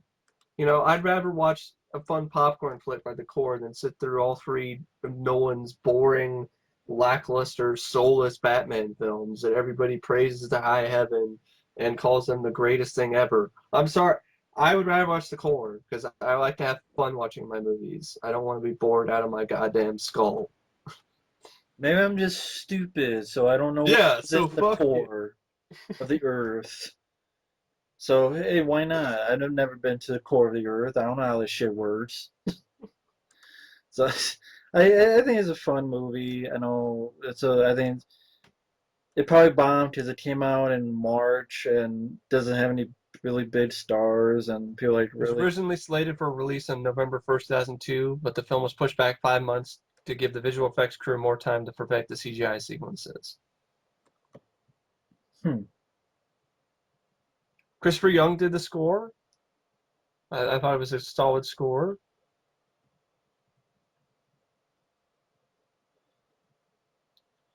So isn't there like another movie that dealt with like Going to the core, I can't think of any movie that really dealt with that. That's what I like too. It wasn't yeah going to space. It was going. yeah. I liked that. Well, I like the machine. I like the actual ship. I thought it was a good production design. It was cool looking. Yeah, and I know I did. I know a lot of people hate it. I know a lot of people hate it. Go on and hate it. Or go ahead and get pissed at me for comparing the Dark Knight trilogy of all films, The Core. But that's just the type of movies I like watching more. Is movies that I can sit down, bowl of popcorn, some Mellow Yellow or Mountain Dew, and sit back and enjoy and have a fun time. It's You fun, know, and it I has a like good cast, and it makes it yeah, and I like special. I like dramas and deeper movies too. But I watch those every once in a while. I appreciate them, and I like some of them, but I gotta be honest about what I really like in films, and ultimately I want to be entertained more than anything else, and the core entertained me. Yeah, I hear here. So here, here. Exactly. So I can. that's the core. So I don't. It failed in the box office, but It's too bad. that's too bad. Next up is number 90, Strange And look at Days. Armageddon. That's dumb, and that made shitload of money. Yeah, I mean, that made what 200 million. honestly, at some points I like the core better than Armageddon at I can points. say I do like the core better. Because Armageddon has that ending that Bruce Willis dies, and then I rather watch the core. I mean, it's just as quote smart or dumb as Armageddon, but that made all the money. yeah, They have the core make it, to be honest. It's not my favorite Michael Bay film. I like some Michael Bay films. I know they're dumb. I yeah, like same Bad here. Boys 1 and 2. I like Bad Boys 1 and 2. I like The Rock. Hell, I even like The Island. That's me. I liked The Island too when I saw it. I thought it was really interesting and fascinating. Who ripped off the Clonosaur? Well, the Clonosaur is a shitty 70s movie with No horrible one fucking acting and nobody remembers. remembers. And it's boring as hell. Even the Mystery Science Theater 3000 crew couldn't make that movie entertaining. So anyway, That's that core. we're defending the core there. Next up is number 90, Strange Days, which I feel is an overrated film, especially by Catherine Bigelow. Pro Star Ray Fiennes, Fines. Fiennes, another name I can't Ray pronounce. Fines. Ray Fiennes, Angela Bassett, Juliette Lewis, and Tom Sizemore. I thought it was an interesting idea, but ultimately the film just didn't grab me. Cost around 42 million and made only about 7 million. It didn't grab audiences either, and its big pull was that it's written by James Cameron. Obviously, no one gave a shit. Nobody gave a shit. It's produced by Lightstorm Entertainment. The film required different shots and different cameras to be used. A few steady cams were used to shoot the squid at work on those who were using it, and director Bigelow took as much time as possible to get the scenes perfectly shot. She also rehearsed the passages so everything could be conveyed to the viewer without any follow-ups. The alternate reality parts took a year to devise, but came out well after filming and editing. In addition, the film marked the first teaming of both Ray Fiennes and Angela Bassett. Fiennes made a U.S. film debut in this film, spent most of his time before in British and European films including Schindler's List. Now he got to do an American-made film for the first time, which he enjoyed appearing in. James Cameron got the idea for the story after the outcome of the Rodney King verdict on April 1992. Hmm. James Cameron did extensive editing work, especially on the final action sequences, but he could not be credited because he was not in the editors union. He joined before making Titanic and is credited as an editor on that film. I don't even I, remember the action. I don't remember the action in the film either. I remember it just being visually stunning. I don't Had even some remember really that. good camera work, but I Honestly, thought it was overlong. I don't remember a thing about this. I thought it was overlong. Um, Honestly, I had more fun with, for example, a lot other cyberpunk films that were Strange Days that came out in 95. I had more fun with Tank Girl or Johnny Mnemonic, despite all its flaws, than Strange Days, because ultimately I just found the film boring, overlong, too long. I have more fun with Virtuosity. Oh yeah, Virtuosity. That's another flick that I like more than Strange Days. Interesting idea, but it just ultimately just wasn't that exciting of a film. I know that maybe that's not what they were trying to come across, because it was set in the year 1999 during the last days of the old millennium. The movie tells the story of Lenny Nero, an ex-cop, and now deals with data discs containing recorded memories and emotions. One day he receives a disc which contains the memories of a murderer killing a prostitute. Lenny investigates and is pulled deeper and deeper into a world of blackmail, murder, and rape. Will he survive and solve the case? I just felt that it was not a very exciting thriller set in the future. It's set in a far future in 99 when this film came out in 95. That was kind of absurd. That we're gonna have reality, alternate reality already in 4 years. But what do I know? Obviously, audiences didn't react to the film either since it flopped. Yeah, no. We already mentioned how much it cost, right? Yeah, I did. It was just too strange of a film for people. Strange Days. Next up is number 89, Ride with the Devil, directed by Ang Lee, starring Tobey Maguire and Skeet Ulrich, a western that nobody went and saw, that I didn't even hear about until years later. It's over Still two haven't seen it. hours. It's over 2 hours. About a $35 million budget and made only $630,000. Ang Lee, have I even actually seen a film of his that I liked? I'm trying to think of anything. I don't like Crouching Tiger, Hidden Dragon. I hate Hulk. I haven't seen Ride with the Devil. Is there anything? I don't know. Is there anything for you?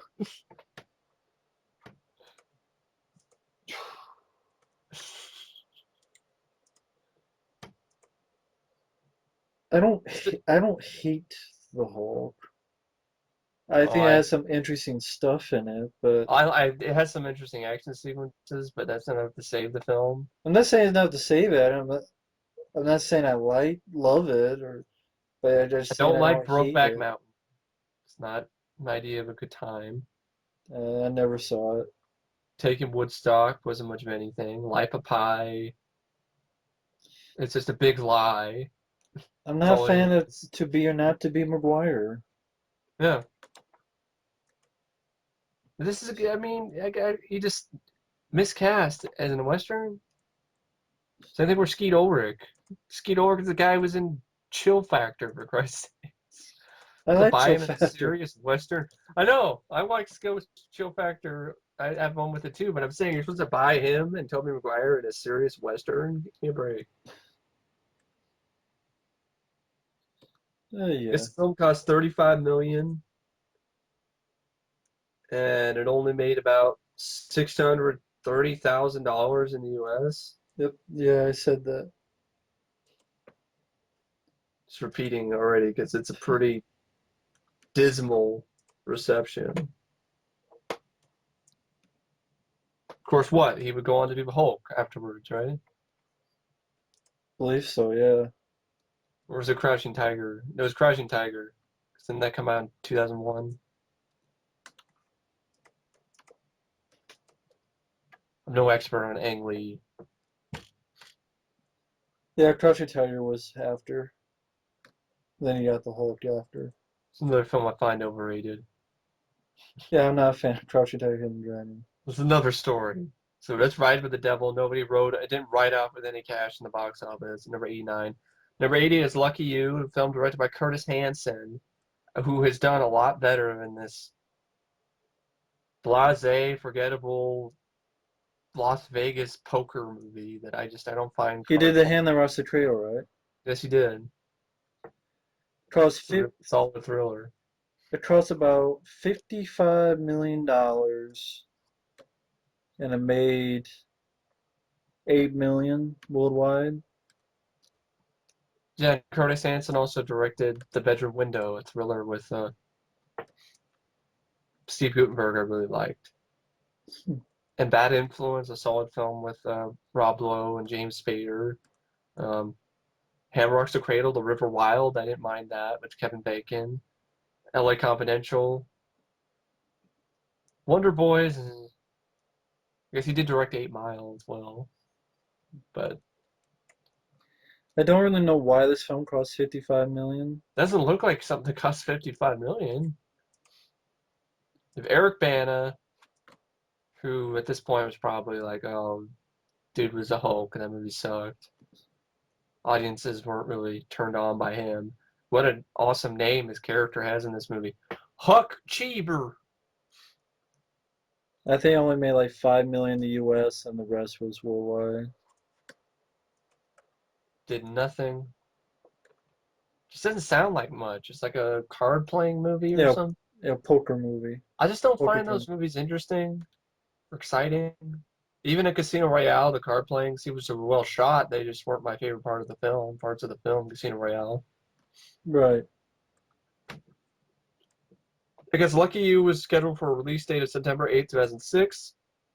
It was then pushed back to March 16, 2007, once more before finally being released on May 4, 2007. Several posters were already made up of the film that still had its original release date of September 8, 2006 on it. Wow. So that's pretty much it. So lucky Pretty much you. it for Lucky You. Definitely wasn't lucky in the box office because it was a box office fail. Next up is number 87, All the King's Men, 2006 film. I remember the ads for this. Sean Penn, another Oscar-worthy performance that I've never seen because these type of dramas just aren't my cup of tea. Not mine either, to be honest.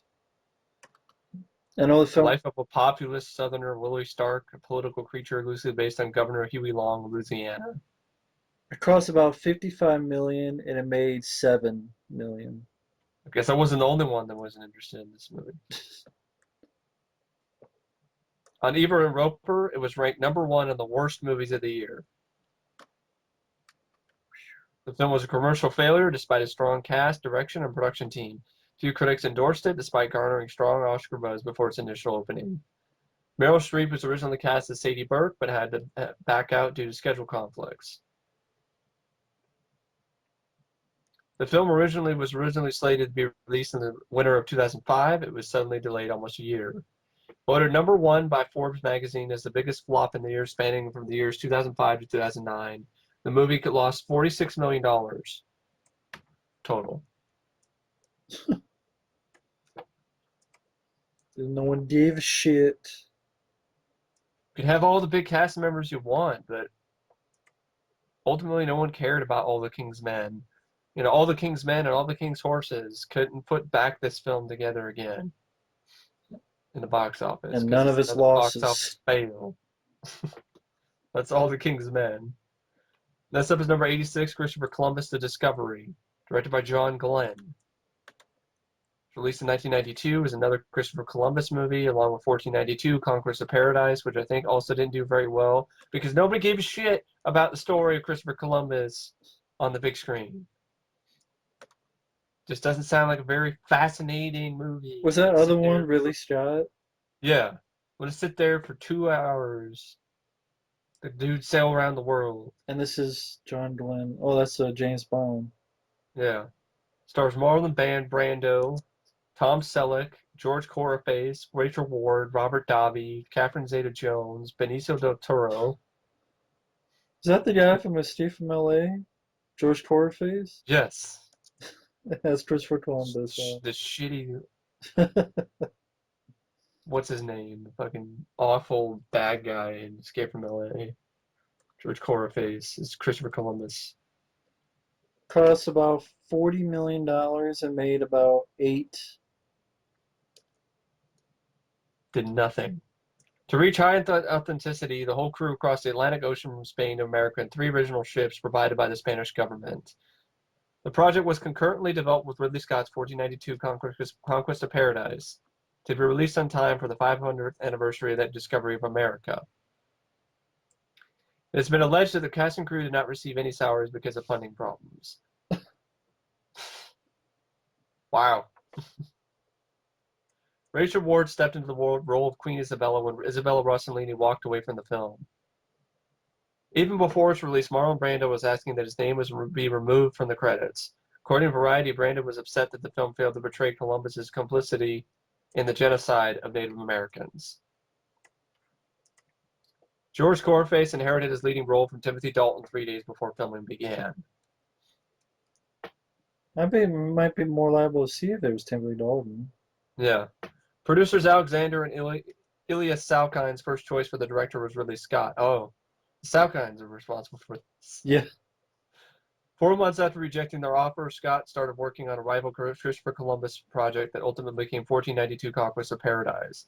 As a consequence of this, the Salkines unsuccessfully tried to sue Scott for stealing their idea. They were forced to drop their lawsuit when it was proved that 1492's producer Alan Goldman and writer Rosalind Bach's first proposal to the Christopher Columbus project predated theirs. According to Variety, Marlon Brando was paid $5 million for his cameo as Tarkamanda. Why does he keep getting paid absurd amounts of money for short roles? I understand he was a legend and oh, The Godfather and all of this. But everything I keep hearing about his style of acting just seems like he's lazy, doesn't memorize any of his lines, and he asks for millions of dollars for few sequences. And then when you watch shit like his performance in Island of Dr. Moreau, I'm sorry, I don't see him as one of the greatest actors of all time. But, you know, he was good in The Godfather, I'll give him that. He was good in, Rebel Without a Cause, but was he so great? He was good in Superman, but was he great in Island of Dr. Moreau? Was he great in this movie? Whatever. That's my rant on Marlon Brando. He's also good in Apocalypse Now, so he's a good actor, but it's just saying, not a good influence for other actors because he doesn't memorize his lines. That just pisses me off. I'm sorry. That's fine. He didn't do anything to me. He didn't do anything to me. Nothing to apologize for. On an episode of The Late Late Show with Tom Snyder, Tom Snyder admitted that the only reason he did the movie was to work with Marlon Brando. Over 10 years earlier, Brando had set an industry record when producer Christopher Columbus producer Eli Salkind had paid him $3.7 million for 12 days' work on Superman against a percentage of the gross. That deal yielded Brando $14 million, although he had to sue the producer to get it. It was widely suspected Brando took the role to raise money to pay for the defense of his son Christian Brando, who had been indicted on murder charges after shooting his sister Cheyenne's lover, Drag Drolet. Rutger Hauer was offered a major role, but declined because of the fee on offer. Even Rutger Hauer was like, this isn't enough money. I'll go star in Bleeders. Actually, 90. Yeah. Maybe that was around the time. No, that was 95, I think, or 96. 92. What was Rutgers 92? You can keep going. I'll look it up.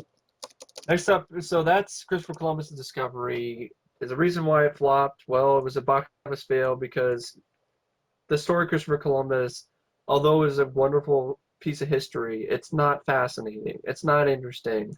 It doesn't make for a good movie. I'm sorry, I'm going to sail around the world for 2 hours. I'm bored listening to the history teacher talk to me about it in elementary school. I'll be even more bored trying to watch a movie about it. Oh, you know what came out in 92 with Roger Allen?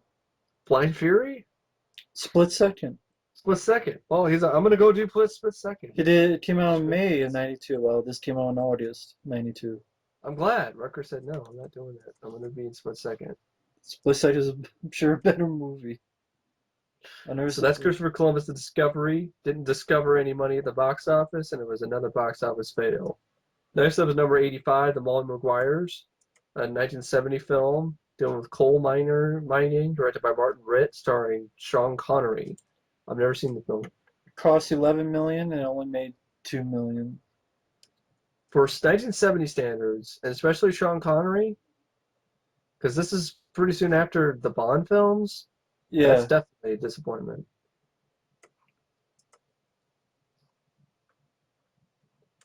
In the film, I guess most of this film was shot in Eckley, Pennsylvania. Paramount Pictures saved the town from being destroyed.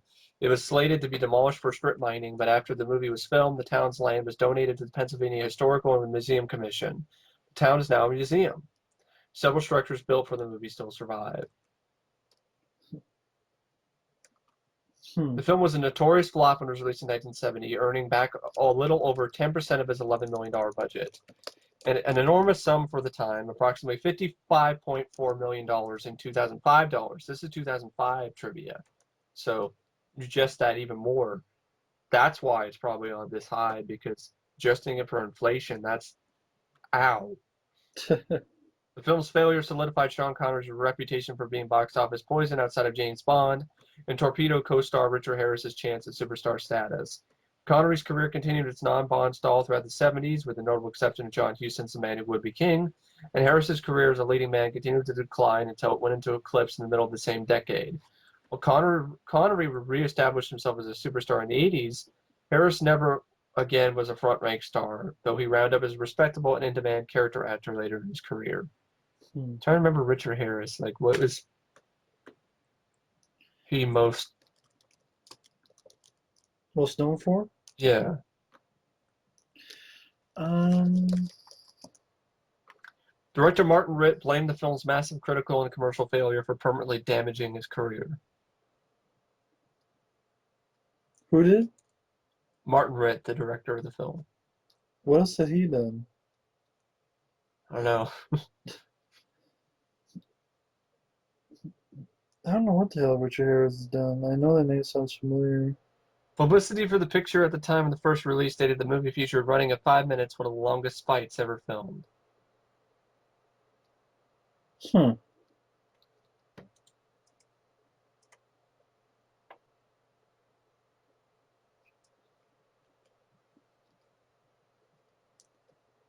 Now I'm looking at Richard Harris. Oh, he was an Orca.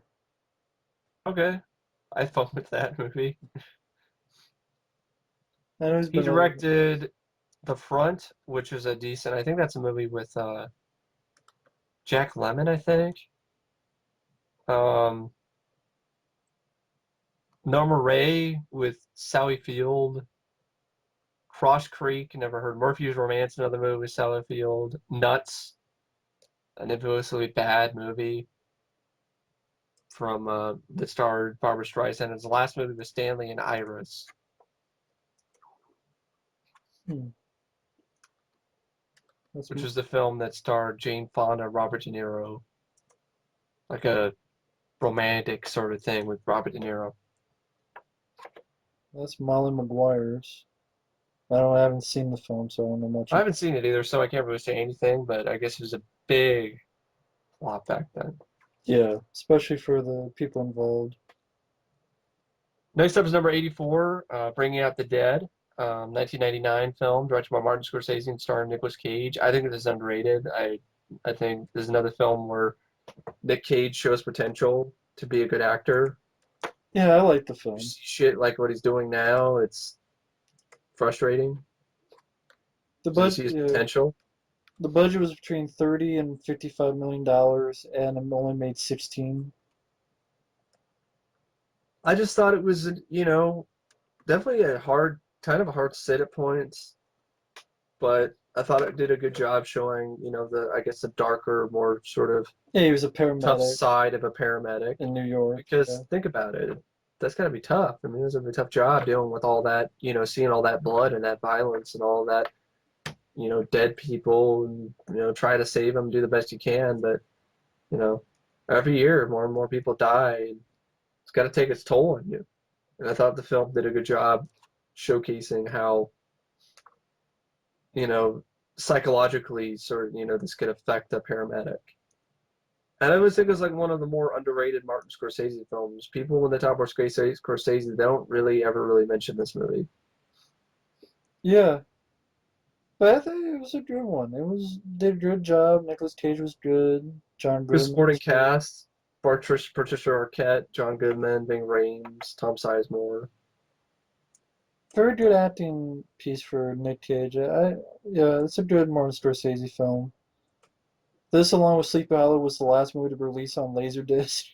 Yep. Well, End of Days is actually End of Days one of is the just. last as well. I enjoyed the film. I don't know if it was just maybe a hard sell coming out in I would October. say it's probably a hard sell. It's really kind of intense, definitely intense film. It's definitely not an uplifting movie, so to speak. Yeah, So that didn't bring the box office. It didn't bring out the crowds. So that's Bringing Out the Dead. Not a lot of interesting trivia. And I've always liked the film. I do enjoy the film as well. I think it's a good film. So next up is number 83. Probably the last one for tonight is Eddie Murphy and his bullshit continues with Meet Dave. Nobody wanted to meet Dave in the box office. Good reason. it's unfunny. The idea is even stupid. I mean, it's a spaceship that looks like Eddie Murphy. Eddie Murphy plays a spaceship. He has a crew inside him. And they gave him $60 million. I can't believe that this is actually a movie, right? The film only made It 11. sounds like some shit that somebody would write on a napkin over at a fucking bar, and then try to hand all these napkins to a producer to make a film, and then you would hope that they just throw it away, but no, Well, they here it actually make it. is. Screenwriter Bill Corbett originally pitched the story, which previously aired to sci-fi.com, which previously aired Mystery Science Theater 3000, where Corbett worked as a writer and actor. The concept was eventually dropped, and Corbett, along with other Mystery Science Theater 3000 alumni, instead developed the online miniseries The Adventures of Edward the Less for the site. Corbett Hmm. later revived the idea for a movie and discussed it with friend and fellow writer Rob Greenberg, who would Hmm. become a screenwriter partner for the project. While both writers acknowledged several other Little People Inside Big People movies had been made in the past, Corbett thought the aspect of an entire Star Trek-like crew operating in a human being bore some originality. During filming, Meet Dave was transferred from Paramount Pictures to 20th Century Fox. Meet Dave was written under the title Starship Dave, but studio executives insisted on the title change, in part because of the poor box office performance of Pluto Nash. Hmm. Corbett said the executives also wanted the title change because they felt having any semblance of sci-fi in the title would isolate a large percentage of audiences. Corbett unsuccessfully argued against changing the title, which he described as beyond generic, and said was repetitive of a comedy released earlier in the year called Meet Bill. Although the project, as originally conceived, appealed to both kids and slightly older audiences, Faustus aimed for a much more solidly family-based audience. Coburn and Greenberg wrote the original draft and some subsequent drafts, and although they were given the sole writing credit, Coburn said other writers have romped through the script as well, including one unnamed writer who spent 1 week adding material after the final draft was submitted. A large amount of improvising and rewriting was also done on the set, and Coburn and Greenberg had little creative control during filming. Coburn said most of the people they worked with were pleasant, and some of the notes from the studio were helpful, but Neat Dave ultimately suffered from too many cooks in the kitchen. Hmm. Yeah, well, it's too bad about Corbett, because he's a talented comedic writer. As you can see, he does a lot of stuff for Mr. Censor 3000, and they are really good with their quips. None of that humor was present in this film. It was humorless. It was really lifeless. It just once again proved that Eddie Murphy was done, toast, as a lead and as an actual as being funny, and it was just a continuing downturn and career spiral just continued with this film. Yeah, it just went down, down, down. And the box office, definitely did reflect that. And sadly, I gotta say, Eddie's got a lot of flops on this list. Yeah, and to be honest though, he keeps getting chances. I don't know why.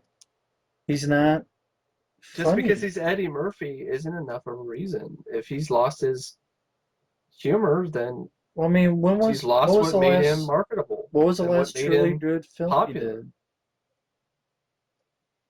Huh. I mean, what was the last truly Metro? for me? Yeah, I would say Metro, Yeah, but even that film flopped yeah. because that was released once again in January. Hmm. I mean, I guess some people would say both I mean, it's equal. like, well, they still give Nick Cage shots, but I don't think they should keep getting him chances either, because he's lost his goddamn mind. He's forgotten how to act, and in Eddie's case, he's forgotten how to be funny. I think even in when he tried to go back to his same sort of style in Tower Heist, it seemed unnatural because he was acting more like his brother. Yeah, that's true. Yeah. Which I'm like, that's not your style. What happened? Go watch Beverly Hills Cop again, and just I would love to see Eddie, the old Eddie, back, but I'm afraid that, and it's sad to say that Eddie Murphy might no longer be with us. Yeah, that's true.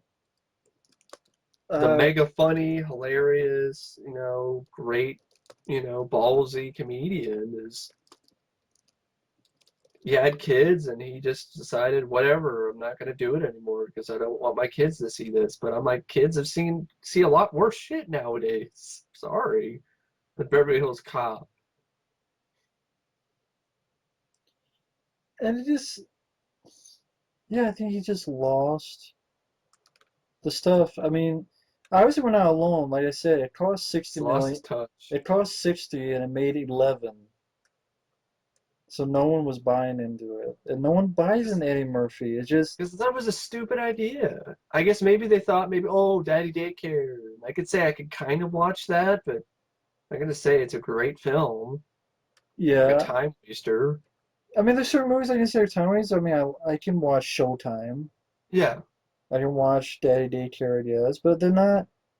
I Spy and much as a time waster. That's about it. I mean, they're not great films like Beverly Hills Cop or It's hard to even call them good films. I mean, no, or even Golden Child. Golden Child, in my opinion, is a great movie compared to all this stuff. yeah, that's my personal favorite. It's just, but he keeps getting chances, and there's so many people who one film and Yeah, they're done. But this guy keeps getting it. 1,000 Words, Meet Dave, Pluto Nash. Imagine that. One of those flops would kill most people's career. Holy Man. Holy man, like holy shit.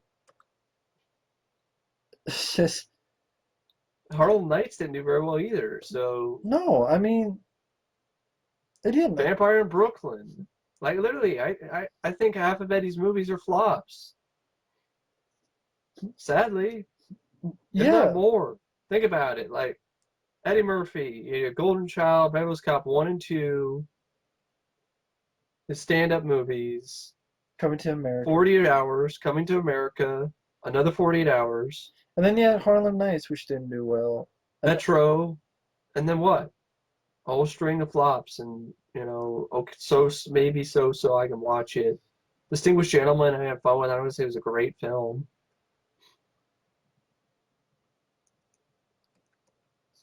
Pretty forget. Distinguished Gentleman is pretty forgettable in all respect. I I don't. like the film.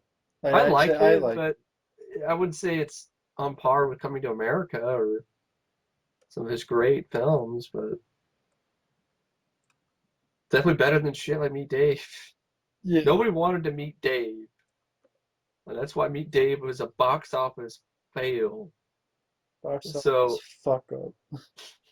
so, so there'll be more Eddie Murphy fails on this list. Trust me.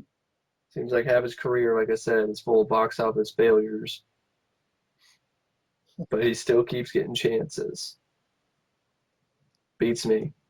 But anyway, folks, thanks for watching part two.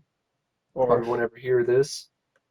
Um, or part 52. 52, 192 But yeah, of thank you for box having office me. failures. Oh, anytime. And hopefully next time we'll finish this up. Let's Got see. about 82 something more movies or so. Later. I Yeah, wait, go ahead. made some progress. There. Work in progress.